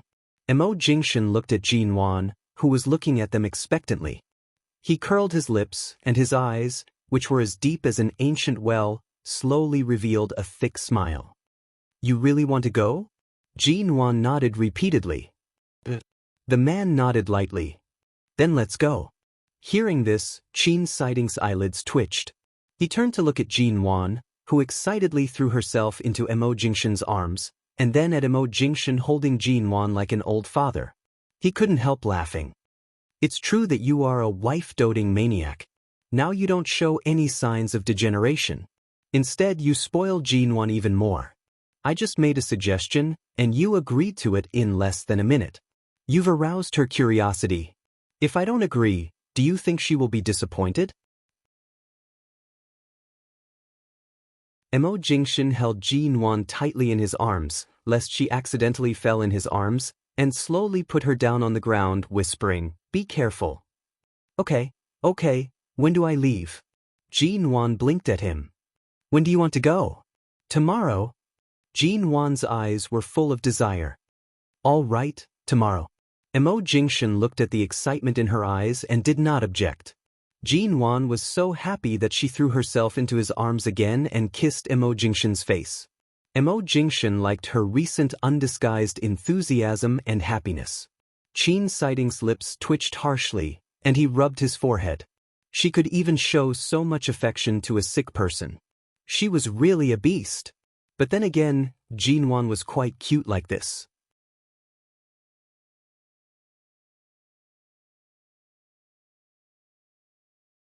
Chapter 707. The trip to Argentina was soon settled, and the next day, Ji-Nuan followed Mo Jingshan on the plane. Perhaps it was because the air pressure outside the cabin was too low when they were flying over the Pacific Ocean. Ji-Nuan didn't feel anything on international flights, but this time, she had a terrible headache. During the flight, Ji-Nuan rested her head in Mo Jingshan's arms most of the time. When she had a terrible headache, she raised her hand to knock her head. Whenever she did this, Mo Jingshan would hold her hand and gently press her head. Mo Jingshan kept massaging her head until the little woman gradually fell asleep in his arms. His hands didn't stop. Ji-Nuan slept for more than 2 hours. When she woke up, she saw Mo Jingshan and smiled at him. "I just had a dream." Mo Jingshan looked down at her. "What did you dream of?" "I dreamed that you made a lot of cakes for me. There seemed to be 21, and the fireworks on the balcony were very beautiful. Jin-won found a comfortable position and continued to lean in his arms. Eating cakes is my birthday, right? When is my birthday? Mo Jingshan's hand gently stroked her cheek and then her hair. Her so-called dream was the time when he helped her celebrate her birthday in T-City. This meant that her confused memories were recovering bit by bit. Her birthday was in winter. On the 4th day in Argentina, it was Jin-won's 25th birthday. Do you want to eat cake? Okay. After landing in Argentina, perhaps because Mo Jingshan's obsession from when he was in Jing City failed, even though the island was the territory of Shine Group, he chose a sea view hot spring hotel closest to the seaside. During this season, there were many people on the island, especially the Chinese people who came for a vacation. The hotel that Mo Jingshan had chosen was extremely secluded on the crowded island. Furthermore, the hot spring garden that he had booked was an area that no one else could enter. On the first day in Argentina, Jin-won was very excited about the blue sea, the boundless pool, and the outdoor hot spring under the scorching sun. She put on her swimsuit and swam around in the water. She knew how to swim, but she didn't remember it. At first, she had to use a swimming ring to swim in the water. Later, when she gradually left the swimming ring, she realized that she could actually swim, so she swam back and forth in the water like a fish. Although he had finally satisfied his desire to bring Jin-won to the hot spring hotel, he never expected that he had chosen the wrong time. Back in Jing City, if she had dared to swim in the water in front of him dressed like this, he would not have let her off easily. But now, Jin-won was wearing a white bikini, and her skin was so white that it was almost the color of a bikini. Her long hair swayed behind her like seaweed. Sometimes she went ashore, and sometimes she swam in the water. Mo Jingshan could only order a cup of iced coffee and sit by the side to calm himself. One cup wasn't enough. He ordered another cup with ice. But Jin-won couldn't drink iced coffee. When she was tired from swimming, she came up to him and tried to snatch his coffee. However, Mo Jingshan didn't let her touch the iced coffee. He only called the hotel waitress over to pour her a glass of room-temperature juice. Jin-won refused. I also want to drink iced coffee. You'll have a stomachache if you drink it. You can't drink it. Jin-won looked disappointed. She reluctantly took the juice from the waitress and took a few sips. Jin-won was unhappy because she didn't drink the iced coffee, and the waitress was very envious of her. At first, she was excited to know that the owner of this island, the big boss of Shine Group, had come in person, and then she was envious of CEO Mo's patience and love for his wife. Although Jin-won looked a little like a spoiled child, she didn't show any strange behavior in front of outsiders, so everyone thought that Mrs. Mo had been spoiled by CEO Mo to be so innocent, lovely, and innocent. CEO Mo, a legendary figure in the business world, usually kept a low profile and rarely showed up. This island in Argentina was a tourism project of Shine Group in the past 2 years.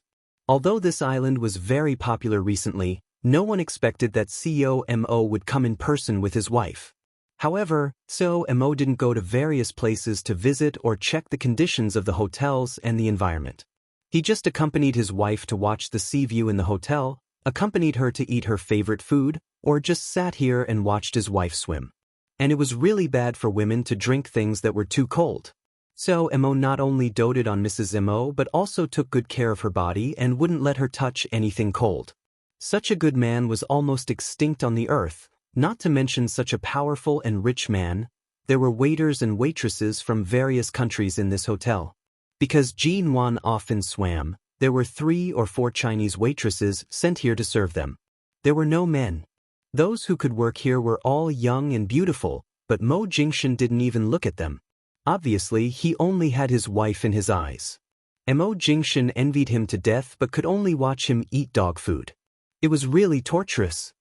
So Mo, there's a snack street and a handicraft street near the hotel. These are some of the characteristic streets planned by the island tourist area. It's only a dozen minutes walk from the main entrance of the hotel. Although your wife likes to swim here, I suggest you accompany her to walk on those characteristic streets. There are novelties from different countries. I think your wife will like it very much. The waitress said with a smile as she brought him a new iced coffee. Mo Jingshan's eyes were still on Jinwan, who was sitting by the pool and splashing water with her feet in the water. He didn't move his eyes away at all and asked indifferently, "What's there?" "Everything." When Shine Group planned the scenic area here, it took into account that people from various countries would come here for vacation, so we have almost all kinds of things we can think of. You should have seen these special streets in your subordinates' reports, but you haven't experienced them in person. Why don't you take your wife to visit them this time? Women usually like that kind of place. Mo Jingshan nodded lightly and said no more.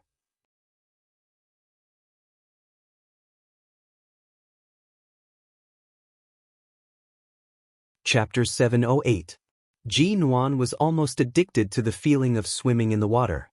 No matter how hard she struggled in the water, she didn't find it tiring. Then she suddenly found that the waitresses near the pool and the outdoor hot spring had all left.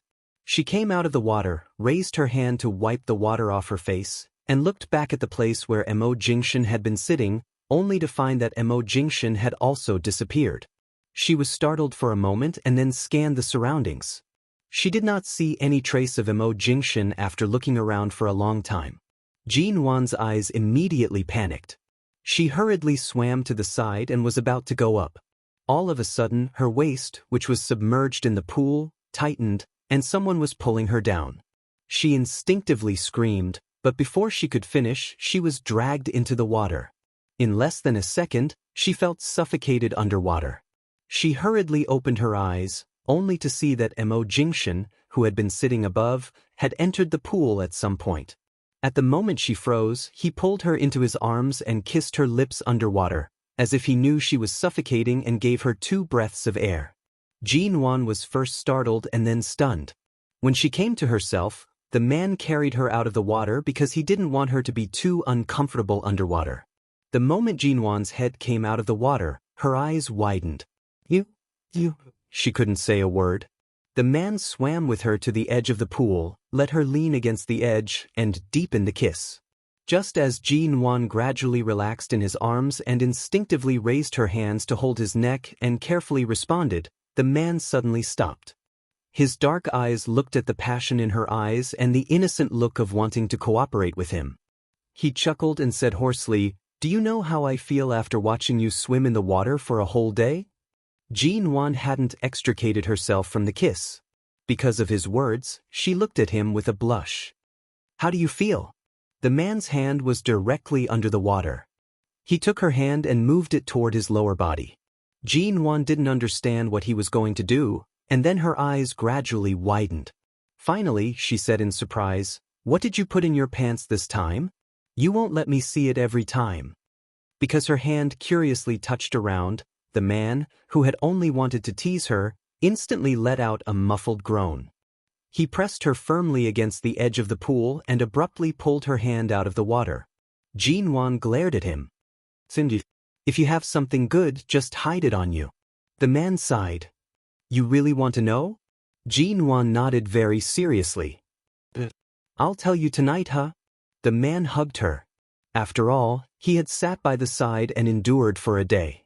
Even a few cups of iced coffee could not relieve the pain of being able to see but not eat. At this moment, he held her in his arms, and the woman's soft body obediently let him hold her, as if this could relieve a lot. After hugging her for a long time, Mo Jingshan kissed her earlobe. "You've swum the whole day today. Tomorrow, I'll accompany you out of the hotel. Do you want to go?" "Yes, as long as you accompany me, I can go anywhere." "All right, I'll accompany you." The man lovingly stroked her hair. Jinwan stayed in his arms, raised her head, and kissed his chin. Recently, she often unconsciously liked to take the initiative to kiss him, and every time she did it, Mo Jingshan's heart was comforted. At least when she was inseparable and lacked a sense of security, he could always be by her side. He really couldn't imagine if he was not by her side at this time, but if it were someone else, would she be so dependent on that person? Mo Jingshan rubbed her wet hair again, bent down, and kissed her hairline. The next day, on a characteristic street 10 minutes away from the hotel, Jinwan looked around as if she was curious about everything. However, she held Mo Jingshan's hand the whole time and refused to let go. In 2 days it would be Jin Wan's birthday. Mo Jingshin deliberately looked for a suitable birthday present and had asked someone to make sufficient arrangements. The two of them walked on the street, and whenever Jin Wan saw something nice, he would take a few more glances. However, after walking for a while, he found that Jin Wan's current situation was that everything she saw was fresh and she liked it. He had planned to see what she liked most now, but the little woman was surprised all the way, as if everything could make her excited. Mo Jingshin asked her everything, and she said she liked it. When he asked her what she liked most, the little woman, who must have watched too many TV shows on the iPad, leaned in his arms, blushed, and whispered, "I like you the most." Mo Jingshin paused, lowered his eyes to look at her deeply, and then he didn't know whether to laugh or cry. When they passed by several dessert shops, Jin Wan pointed to a milk tea shop and said excitedly that she wanted to drink that. Mo Jingshin turned to buy it for her, and Jin Wan finally let go of his hand and turned to look at another shop across the street. It was a cake shop that didn't look very big, but both the brand and the decoration were exquisite and luxurious, and the cake samples on display outside the shop were also very beautiful. Jin Wan stared at the beautiful cakes and couldn't help walking over. After entering the cake shop, she saw 2 female customers and several staff in work clothes.